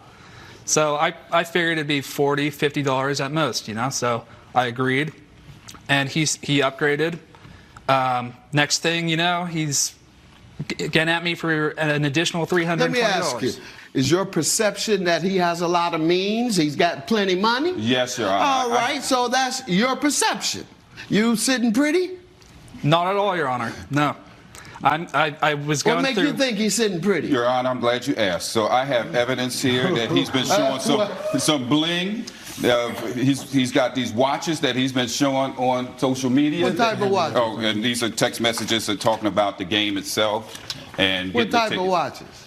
So he's got all of these fancy watches that he's been showing on social media.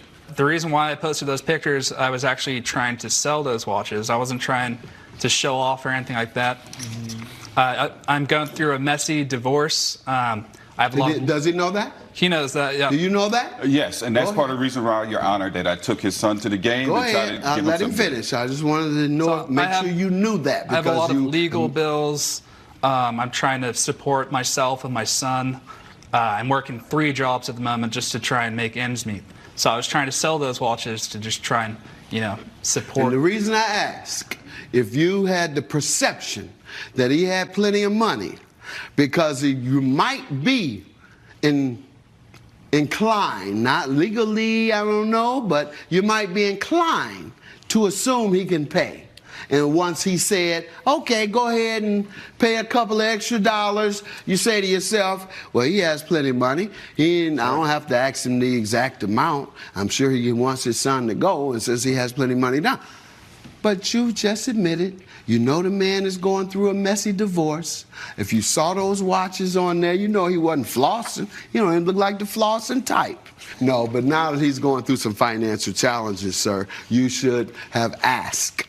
Because you knew he was going through some challenges. You should have said, hey man, it's going to be about a couple hundred more. So is that cool? Well, Your Honor, I text him.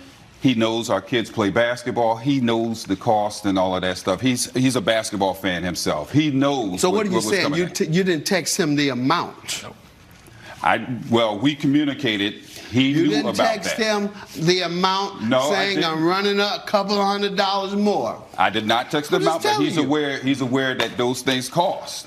Let me remind you, sir. Yes, sir. And I'm not trying to floss either. I'm trying to make a good point. I got plenty of money. And right now, today, if you took him to a game with you and you told me the ticket was $80 and I gave you the 80 and you hit me back and said, well, we're going to go down to a lower level upgrade, so it's going to be a few more dollars. I would assume it's only $20 to $50. Because if you said to me, it's a couple $100, I say drop him off at the door and y'all go down there.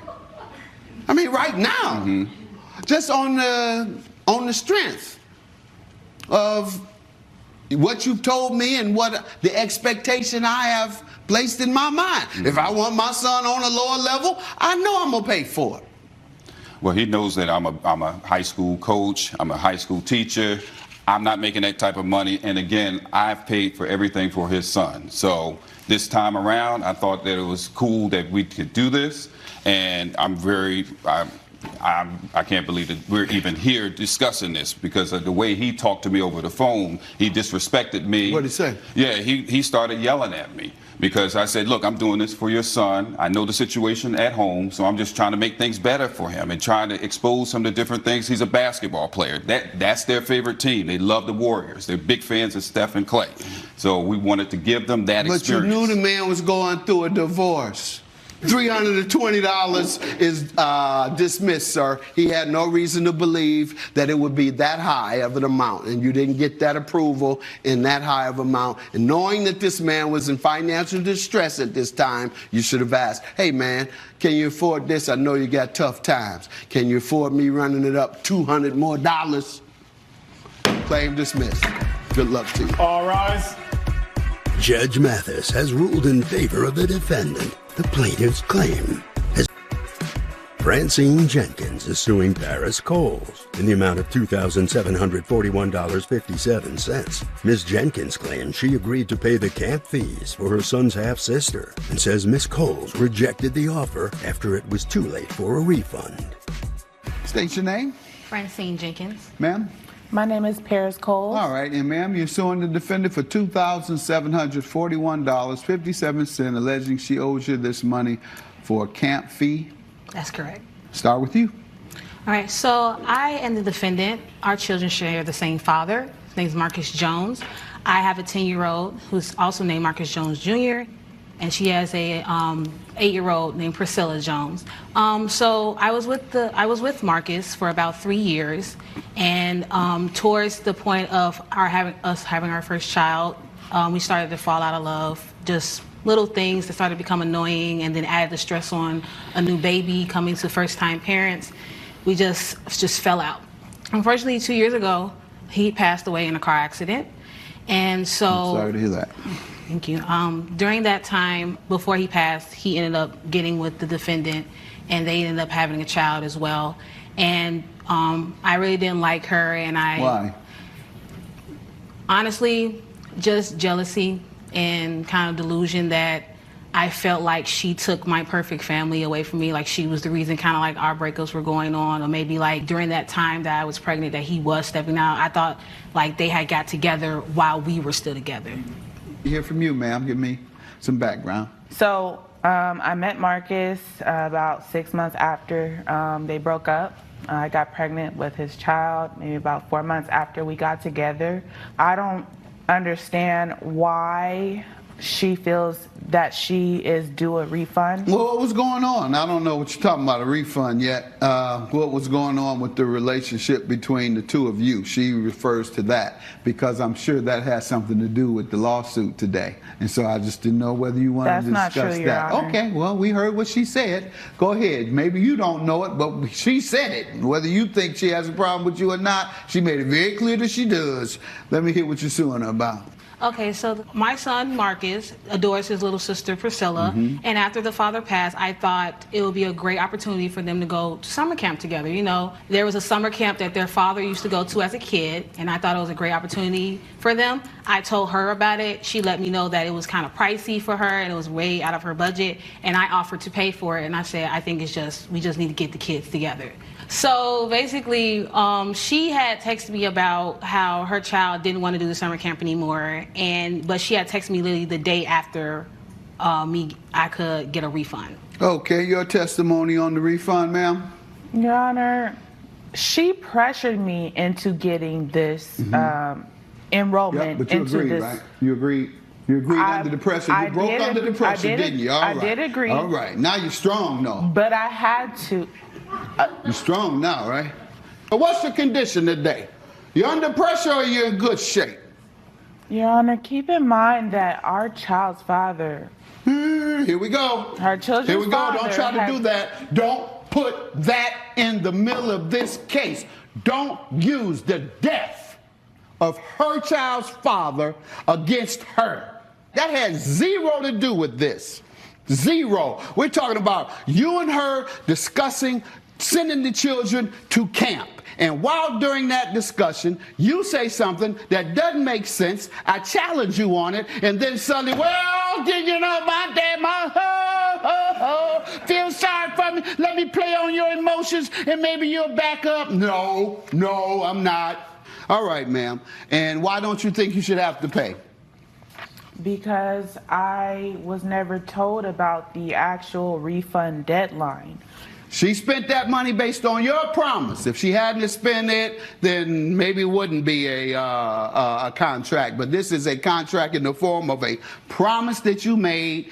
You reneged on that promise. She had already began in motion in pursuit of what you promised to do, and you backed out and left her in the lurch. So $2,741.57 is your judgment. Have a good day. All rise. Judge Mathis has ruled in favor of the plaintiff. The defendant has been ordered to pay $2,741.57. I told you at the end of the day, it wasn't even about the money. Had we just communicated better and you hadn't gone on this tangent. Because, girl. If it wasn't about the money. I was going to get my money regardless. Judge Mathis. Lisa Nander is suing Monica Gomez in the amount of $500. Ms. Nander claims her son attended a pool party thrown by the defendant and says Ms. Gomez is to blame for his second-degree sunburn. State your names. My name is Lisa Nander. Nate Nander. Ma'am? Monica Gomez. All right. And Ms. Nander, you're suing Ms. Gomez for $500, saying your son suffered sunburn because of her neglect. Yes. Start with you. So I sent my son, Nathan, to a birthday party with Miss Gomez at her community pool, and he returned with second-degree burns. How old is your son? He's 10. Was he aware of the theory of sunburn? I'm very diligent about applying sunscreen to him. Okay. Myself. If he's 10 years old, why do you put it on him? the sunscreen? He has very, very sensitive skin, and we even have a history of melanoma in our family, and so I'm very diligent about applying sunscreen to him. And he can't do it himself. Is that what you're telling me? He can't do it sufficiently himself? I usually do it. That's not what I asked you. Well, yes, I think he could probably do it himself. But it took you a long time to get that out. All right, young man, how do you do in school?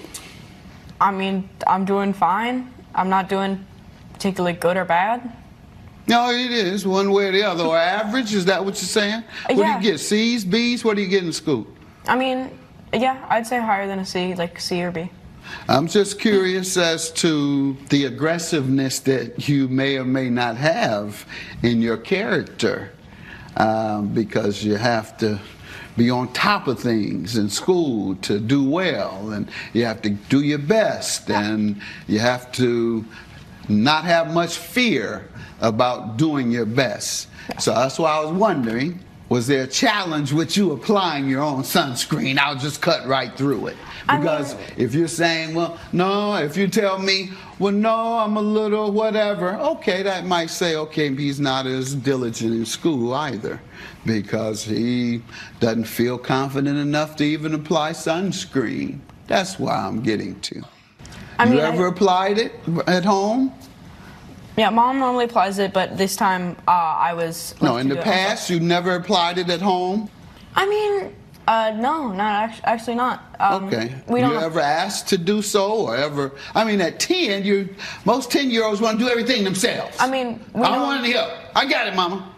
I normally don't put sunscreen on it like home, so we normally only do it when we go out to like a Pacific kind of place, like the beach, and Mom's always there with me, so she's always done it. Like, Mom is always there when we go to a place I need sunscreen. All right, and so if you're by yourself in the sun, and Mama's not there, you're going to get sunburned, aren't you? Well, I was given the sunscreen. Sir, I'm not talking about anything that has happened. I'm asking you a hypothetical. If your mother's not there, and she's the one that has always, sounds like you're saying you have never gotten it outside other than by your mother. So that's why I'm saying, if she's not there, and you don't know how to apply it efficiently because she has always done it, you're going to get sunburned if Mama's not there. Likely, yeah. Okay, good I don't know enough. how Just wanted to hear that. Let me hear from you, ma'am. Yes, sorry, Your Honor. My name is Monica Gomez, and I did indeed invite Miss Nander and her son to my son's 10th birthday party. We were going to have it at the beach. But then, you know, after all the moms started saying, you know what, I don't feel comfortable with my kids at the beach, but, you know, I don't know. And then I said, you know what, let's go ahead and just plan it at our community swimming pool. And that's what we did. So I sent Ms. Nander a text stating that it was going to be July the 16th. I told her in May, so she had enough time to think about it. Now, I told her that now it was you're trying to be funny. Your woman ain't that slow. Go ahead. You gave her, ma'am, she said she needed to give you 2 months to think about something. I mean, she's trying to. No, I didn't mean to say that. No. That's some low key, funny stuff. Yeah. Go ahead. No, Your Honor, I didn't mean it like that. I apologize. But I just, you know, she had enough time to prep her son to, you know what, sweetie, you're going to be at a private gathering and I'm not going to be there, so here you go, this is the way you apply sunscreen, right? Because he's never had applied sunscreen on himself, correct? But as we just heard, she never taught him. He's 10 years old. What 10-year-old does not know how to push a button that sprays? Maybe it has to do with rubbing it in too. He may need to be taught, but 10-year-old might be a little common understanding, and if you're with peers, you look and see how everybody else is putting theirs on. How many people were there? How many kids? There was 25 kids in total. 25 kids? Yes. Coming up on Mathis Court with Judge. Lotion on around each other. Yes, they can see each other. Yes, Your Honor. I've asked all of them to help each other out amongst them at the older kids, because there were about 10 younger kids, you know, 5, 6 years old, and that's where I came in and physically did it myself. That's where these are younger kids, they do need a little assistance. But over here, Nathan, I didn't think he'll need, but That would be embarrassing at 10 years old have to have somebody rub exactly, Your Honor. in front of my peers. I didn't think it was what do you have a to big say, of a ma'am? deal. Well, she told me that she was going to apply it herself. No, Your Honor. Oh, so you mentioned to No, hold on, ma'am. You mentioned to her that your son does not know how to put on sunscreen, so would you put it on? That's what happened? No, when we arrived at the party, I realized that I had put the wrong bag in my car, and so I did not have my own sunscreen with me, because I was going to apply it to him. And so I went in and I told Ms. Gomez that he was just going to leave because he has to have sunscreen, and I forgot to bring it. And she assured me that she had plenty of sunscreen and that she was going to apply it. Your Honor, I never said I was personally going to apply the That's sunscreen. what I understood, that she was going to put it on her. No, that's not what what do you mean you understood? Well, that's what she told me, that she was going to apply to it. Your Honor. Things. Understood and telling you are two different things. And it just sounds very odd. What did she say when you said that? Well, she just volunteered it. It just sounds odd that a woman with no knowledge that your son has never put it on himself would say that she would put it on. You told her you left it at home. You didn't tell her he's never put it on by himself. You never said that. You said, I left it at home, so we're going to have to take him back because he has to have it. You say then, she says, well, I'll put it on him. That's what you say. Yes. But that doesn't even sound reasonable. Why wouldn't she think a 10-year-old couldn't take it in his hand and spray it or put the lotion and just... No one would assume that. No one would ask a question like that. That is unreasonable for a person to think that they would have to put the actual sunscreen on a 10-year-old kid. Well, and if you were to tell her, but you say you didn't tell her that. No. You say she came up with the idea. I think I'll put it on him. Not that, oh, we have some here. No, I'll put it on him. Typically, the most reasonable, what would sound more reasonable is if she said, we have some, I'll give him some. That's the average reasonable response to that regarding a 10-year-old. But you say for some reason, she just felt that she needed to put it on directly because that's what she told you. Your Honor, I did tell her that I did have some on me, that I will provide the sunscreen for the kids.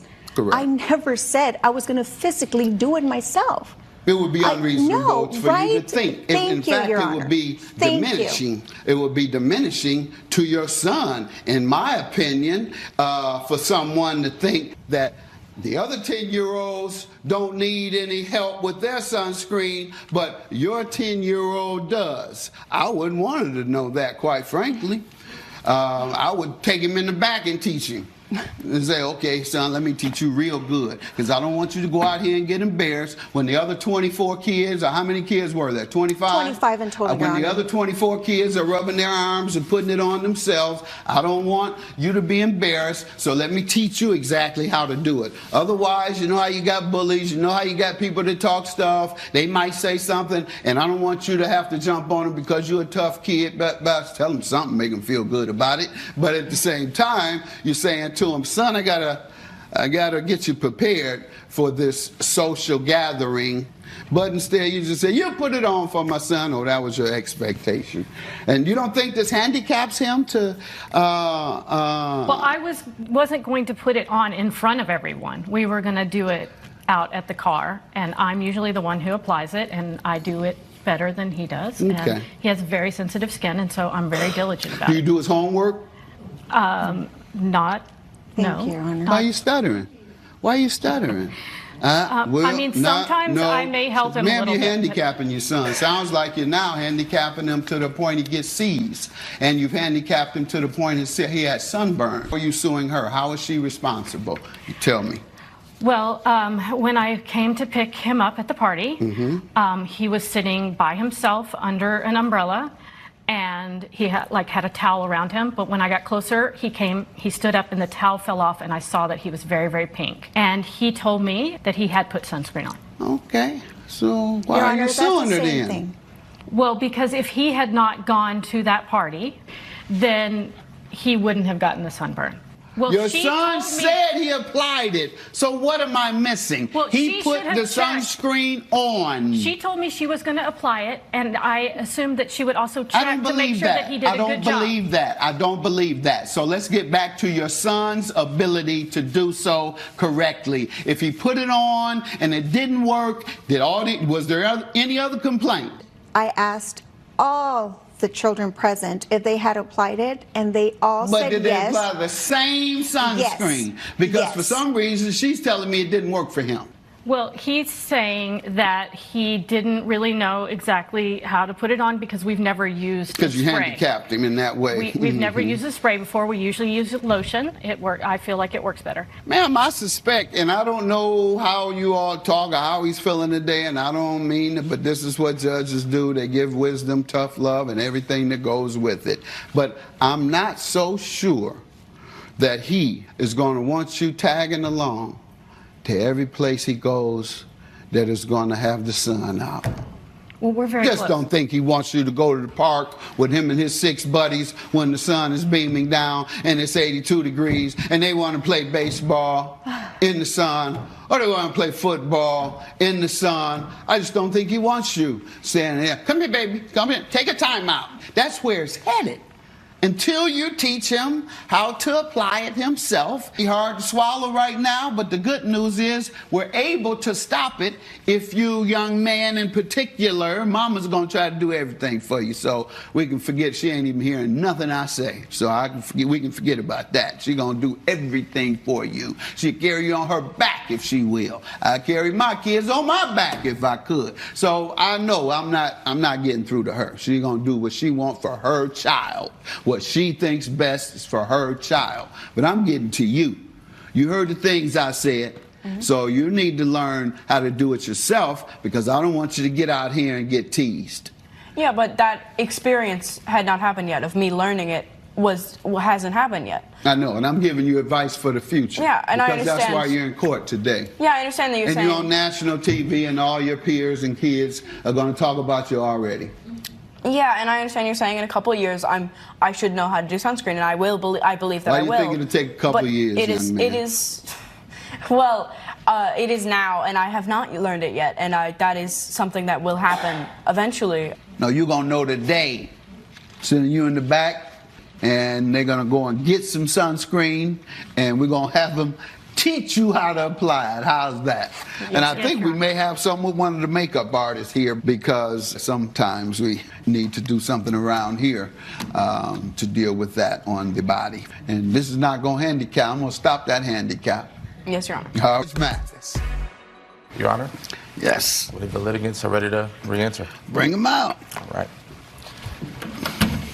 You want to have suntan all over. Step right this way. That's what I want. Debbie, makeup artist, and showed them how to put that suntan on. So, how is he not know your face? Yes, it is. No, it ain't supposed to have white all over his face. Judge, they have new. You didn't teach this young man nothing. Yes, I did. This is the new. Please show him. There we go. Still ain't white. It's not supposed to be white anymore. Nice and misty. Young man, did she teach you believe she taught you sufficiently? I believe so, yeah. Now take your word. And the reason I'm doing this, young man, is for you. I know now, but at the time, I didn't know. I'd never gotten a sunburn. I didn't know kind of how long it would take, what would happen, how to get it. I never put on spray. Let's put that in the past. Let's not worry about the past. Let's worry about the future. And the future is, be like other children are 10, 12, adolescents. Adolescents don't want mama to interfere with nothing. Yes, Your Honor. I understand. And mama, your case is dismissed. You failed to teach him. Have a good day. Good luck to you all. All rise. Judge Mathis has ruled in favor of the defendant. The plaintiff's case has been dismissed. If it had been at my party, all the kids would have had sunscreen on. Well, so now, from now on, don't forget the sunscreen. Judge Mathis. Eileen Wills is suing Dorothy Knoll in the amount of $1,378. Miss Wills claims she left her children home alone for a few minutes and says while she was gone, her meddling neighbor broke down her door to check on them. All rise. Court is now in session. The Honorable Judge Greg Mathis presiding. You may be seated. Both litigants have been sworn in. Thank you, sir. State your name, ma'am. Hello. My name's Eileen Wills. State your name. Dorothy Knoll. All right. Start with you. What's going on? How do you all know each other? What has your relationship been like? So Dorothy is my next door neighbor, and she seems to always kind of have it out for me and my kids and complain about almost everything, like noise complaints the first. How long have you all been neighbors? About a year and a half. Okay, and how long after moving in did the complaints start? Probably about a year. So about 6 months so ago. you and your family had a year. They had a year of good behavior, ma'am? Not even. Wasn't even a year. You say you had a year of good behavior, and then she started complaining. Why? I don't know. It just seems like maybe she had seen us being happy and doing our things in our life and just kind of jealous. So maybe I have kids. Your face is kind of turned up over there. she mad and unhappy. Is that what you're saying? It feels that way. Yes. Give me some background on your association with your neighbor. She moved in with her daughter and 2 sons. They're all young. You been taking Percocet? No, sir. You got your eyes closed, you're rocking a little bit. She just makes me feel... Your face was all whatever? No, sir. She just makes it sound kind of petty. But everything is very neglected at her house. Everything, the yard is neglected. Her children are neglected. The yard or the children or both? Both, sir. What do you mean by her? Tell me, you talking about this woman's kids and how they look. Dirty. Describe. Wow, how? What do you see that give you the impression that they're dirty? Dirt on their faces, under their nails. Their clothes are dirty, not fitting. How old are they? 8 and 6. Yeah. Now you're talking about my mama, huh? I'm sorry? You're talking about my mama. When I was 6 and I was 8, I played outside in the dirt like all children do. What do you expect from a 6 to 8-year-old? But the property, the way it's kept or unkept, if you will, is a real issue that you may have. Describe that. The yard is always unkept, never cut. There's toys everywhere. The swimming pool last summer was left out with water standing for weeks. She a single mother? You a single mother, ma'am? I am. How many children? I have 3, actually. Okay, my mother's a single mother with 4 boys in the toughest housing projects in Detroit. So yeah, we got a lot of dirt on us in a lot of different ways. And I can't tell you about how the yard was kept, because that was the projects. Yeah, we didn't have no yards. So I don't know about a yard either. All right, and tell me why you're suing her. You can't just sue her for talking about you being nasty. So I'm suing her because she broke into my house and broke my door down? See there? Around here breaking in people's houses. My front door. Not for no good reason, My brothers Your Honor. did that in the projects. It wasn't for no good reason. Her children were calling out. You look at you. You seem like you high off that Percocet. You breaking in houses to feed your habit. Her children were calling out for help. What'd they say?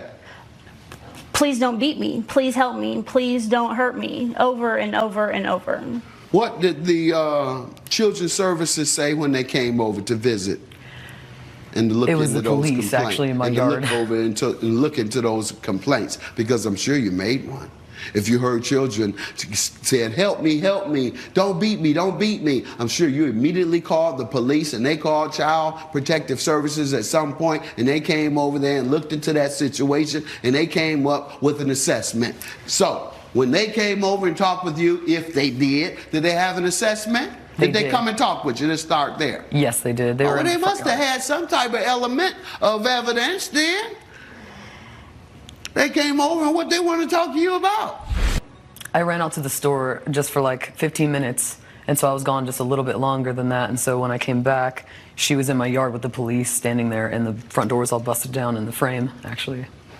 And so That's Why what do I you came think home she to. would bust down the door then if it wasn't to what she believed an urgent circumstance of safety involving your children? Why would she do that? Yeah, I'm kind of baffled that she wouldn't call me first instead of just breaking my door down, which doesn't make sense to me. Good point, ma'am. Why would I waste time calling you if one of your children were in trouble? Did you call them right afterward? I called the police. Called the police, and then was the second call to her within a minute or so? She was back by then. No, she didn't call me at all. And she wasn't back at the exact time you hung up from the police. No, ma'am, don't believe that. You had another 10 seconds to call their mother and say, I got the police here. There's a problem over here at the house your children are dealing with. Come, please, come. It's an emergency. Come home. Go ahead, ma'am. So she broke down the door, but she went in to try and see, was there a problem with your children? No. Yeah, she did. That's what she says. And you did leave them by themselves, a 7 and 8 year old. At 9 o'clock at night. Pardon? At 9 o'clock at night? She did right by you, ma'am. If anything, my kids were scared because she was beating on the door so bad and breaking it down, and the frame. So it's not just the door, it's the frame as well. Then why What did wouldn't your they call children you? tell you when you spoke Did they with call them? you and tell What you did I they was banging on the door? They were scared because they didn't know who was like So they attacking called the you. house. Did they Basically. call you then? And also, they know to call me if something was going on, which they did give me a phone call. So why do you think she busted in the door then? I just think that she has it out for my family. And called the police? I don't think she likes kids. I think that's part of it. That couldn't be further from the Not truth. good answers, ma'am. Those aren't rational or reasonable answers. That a woman, because she doesn't like kids, time you go to the store, she busts down your door. And do what to your kids? What's she gonna was do? gone Just for to terrorize well over them? an hour. Well over an hour at night. I don't know. I don't think that breaking and entering into someone's home is like an excuse. Under an emergency, it sure is. It sure is. If it's a fire in there, please break into her house They wouldn't and go and answer the snatch door, them Your Honor. 7 and 8 year They wouldn't olds even out of call there. back out. They just kept screaming. She interpreted it as an emergency. I can see how And they were by themselves at 9 p.m. at night, ma'am.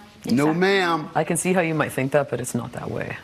And I'm a very busy mom. I work 2 jobs to hold up everything at the house, and I keep up with a lot in my kids, and the only moment she's seen them, whether they were dirty, is when they were playing outside together. I know, I'm not even paying attention to that. And then one other time she gave me a hard time as well and called the police because she said that someone outside was in and out of the house. There were shady characters, and that one of my friends was outside smoking on the porch. Now you're on to something. Which she then complained about. Yeah, you know, She and then- wanted to hit to that. She said, they're out there smoking and won't give me a rock. My friend was smoking pot. Then when the police came, What you do on your own time is fine. What you do in front of your children is a completely different matter. the kids were not part of this. No, ma'am. Did you call the police on a different did. occasion because you don't like the characters that come in and out? Now you've gone too far. You don't like the way the people look. It's because they were skinny and unkept. No, I don't. That doesn't mean they were crackheads. They could have been on a diet. Why do you call the police on her character friends? What did appear to them They were smoking that you weed. thought would put her or her family They in were fear? consuming drugs on the porch that I could smell in my living room, strongly. Okay. And it was light outside. She has babies. Did you ask, why didn't you ask her? Did you go to her first and say something? No. Say, hey, you guys, the smoke, I can smell it over here. I'm getting a little contact high off that weed. And No, weed ain't because my every time thing. I If ask y'all her- gonna smoke some crack, then you can go ahead and do that. I take a crack contact, but I don't want no weed contact. Weed bring you down. I like to go up. And then you switched up on your thing. No, you don't sir. do crack no more. You went to Percocet, and now you come in here. Ma'am, you were wrong. No. She was right. I'm sorry. She was right to go in there and do that. You feel that? Well, I would disagree, and I see that you can think this or that about me running to the store, but I've never left them besides that time, and this was like an only once an instance type of But situation. this is a tough call. The question is, was she negligence? Negligence goes to reasonableness. Do you have are your actions reasonable in response to what you are engaged in or what you're seeing? It's called duty of care. Do you have a duty? And did you breach that duty? I would sue her more so if she didn't go in there and your kids were yelling. Exactly. And she has a duty. Exactly. She has a duty of care to go over there. 7 to 8 year olds are yelling and they know the mother's not there. She has that duty. And so she wasn't negligent, ma'am. You were negligent in leaving them there. So I'm going to dismiss your claim. Thank you, have a good day. Thank you. All rise. Judge Mathis has ruled in favor of the defendant. The plaintiff's claim has been dismissed. I just wish. My name is James Sanchez, Your Honor. All right. And, sir, you're suing the defendant for $400, alleging he owes this money for the work you perform on him. You are a tattoo artist. Is that correct? That's correct. All right. Start with you. Yes, Your Honor. So, my name is Tony Legacy. I run a traveling tattoo business called Travel Tattoos. And I am suing the defendant for $400 because we signed a contract for 3 to 4 hours of work that I performed at his party. He was supposed to offer $400 up front and $400 after the deposit, and he did not, upon my completion of the services, give me that delineated amount. So I am here, and did he say why? He was not pleased with the work, but he signed the contract. I know, but he signed the contract for $800, put $400 down, and pay the other upon completion, right?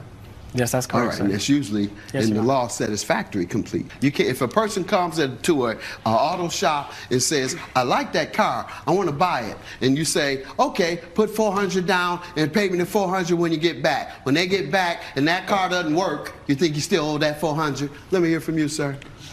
Yes, Your Honor. My name is James Sanchez. I live and work in Los Angeles. I'm a party promoter, Sanchez Entertainment. And he's been there, no doubt. Yeah. This man know every club in the city. I'm a man of law now. Here you are in the law. Yeah. Well, what I do, Your Honor, is more of private events, like different people or like record labels. If there's somebody having a record release party or something like that. And for some of my exclusive clientele, I wanted them to have a private party, and I was going to host it at my residence. And I thought a cool idea, you know, for a memorable party, get a tattoo. I found out about this guy through my cousin. My cousin was raving about him. This guy does great tattoos. Eventually we met, and after like our second time meeting, we got down to business. I wanted to have this party, and I wanted the tattoos at the party, so I asked him to send the contract, and I gave him the deposit. How many people were there to have tattoos done? There are 22 people at the party. How many actually had tattoos done? There are 5 people that had tattoos done. And were they satisfied? They were not. Did they tell him? Your Honor, the whole time they were working. Sir. Did your friends tell them? These are your friends. Yeah, there was actually your a friends. girl. Your friends, 5 friends, didn't like it. So one of those 5, or all 5, should have either told him, should have told you, say, "Hey, man, what the devil is this? You brought this man in and worked on me, then messed my arm up." Well, during the party, I had a girl come show me that she wasn't happy with the colors of the tattoos, and just kind of based on his demeanor at the party, which wasn't very pleasant at all. After the fact is when I got most of the feedback from my party goers. What was his demeanor like? Well, he used mobile tattoos, but I wanted it to go on. I prepared my office as like a space for him to be able to tattoo, because in my neighborhood, I didn't want people coming in and out of the house, looky-loos at the van. I'm just trying to respect my neighbors. Once I asked him to do that, he agreed, but then he kind of had a bit of an attitude about it the whole night. Your Honor, if I may interject, that was not the case. He asked me last minute when I showed up if I could take what I prepared very meticulously in my van and put it in this space that was basically a shoebox. And you know, when I tattoo someone, I have to kind of maybe turn my body a little bit, get precise, get close in, because it's a permanent thing. He tattoos in it's a permanent thing. And I have a very careful station set up. I have to be sanitary, I have to be precise, I have to be able to move around. And that was not what was offered. Did you explain that to him before? I did, but he was, if I may be honest, I showed up and he was a little intoxicated. No, I had a little problem getting there because some of the streets were named Place and Drive and Court, all the same, but I arrived eventually. I arrived with a little bit of time to spare, but I had to then bleed into the time with deconstructing my thing and putting it in the house. The people may have said and have regrets about their tattoos. But the whole time, the first lady, she was on her phone the whole time, texting, moving her arm that I was trying to tattoo. Common thing. As soon as... To move your arm around while you're getting a tattoo? How many other complaints? Well, the other person about the color, I have evidence to present to you if you would like to see. Tell me first.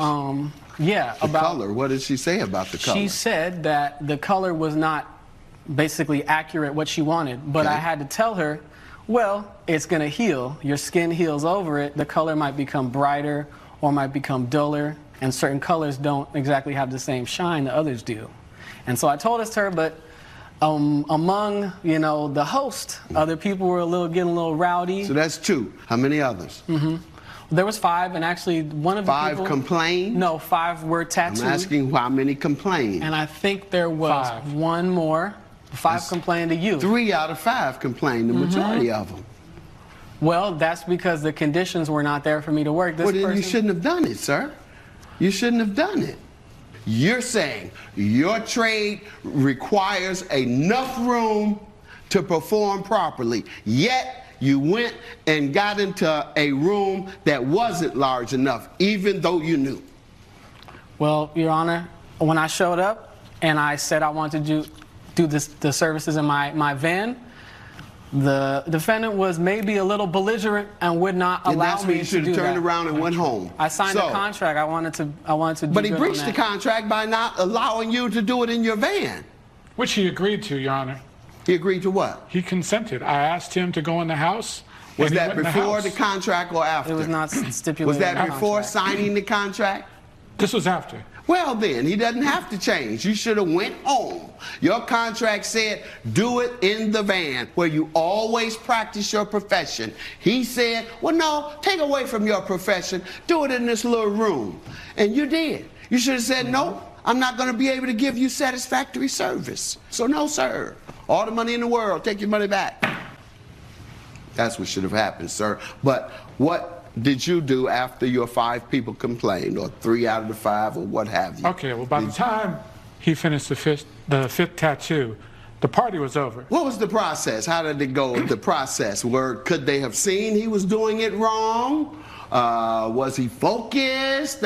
What do you think caused it? Well, or did you put him in a position to fail? I don't think it's that necessarily, Your Honor. I feel like if he's a professional doing tattoos, like he does them in a van, first off. I'm putting him in a room. If anything, that's an upgrade in space, in my opinion. No, you're taking him out of his environment, his business environment. Go ahead. If you put me in a mansion, a mega mansion, right now to hear a case, you're taking me out. I'm not going to do a good enough job. I'm not going to do the same job in a mega mansion. Yeah, you upgrade me. Go ahead, sir. He was in and out of the room, going to the bathroom a lot during the night. A lot? More than I feel was necessary. It kind of seemed like he was doing a little bit of a pouty move here and there, because like I said, he came in with the attitude. Pouting or powder? Like pouty. Oh. Like a pouty mood, a bit of an attitude. Not excited about doing his job, and not really displaying a level of professionalism that you would if you're getting paid to do something. What professionalism did he lack? He wasn't welcoming to people. I was asked, he was taking a long time. I asked him one time if maybe it could go a little quicker. I'm not welcoming, as some of these folks will tell you.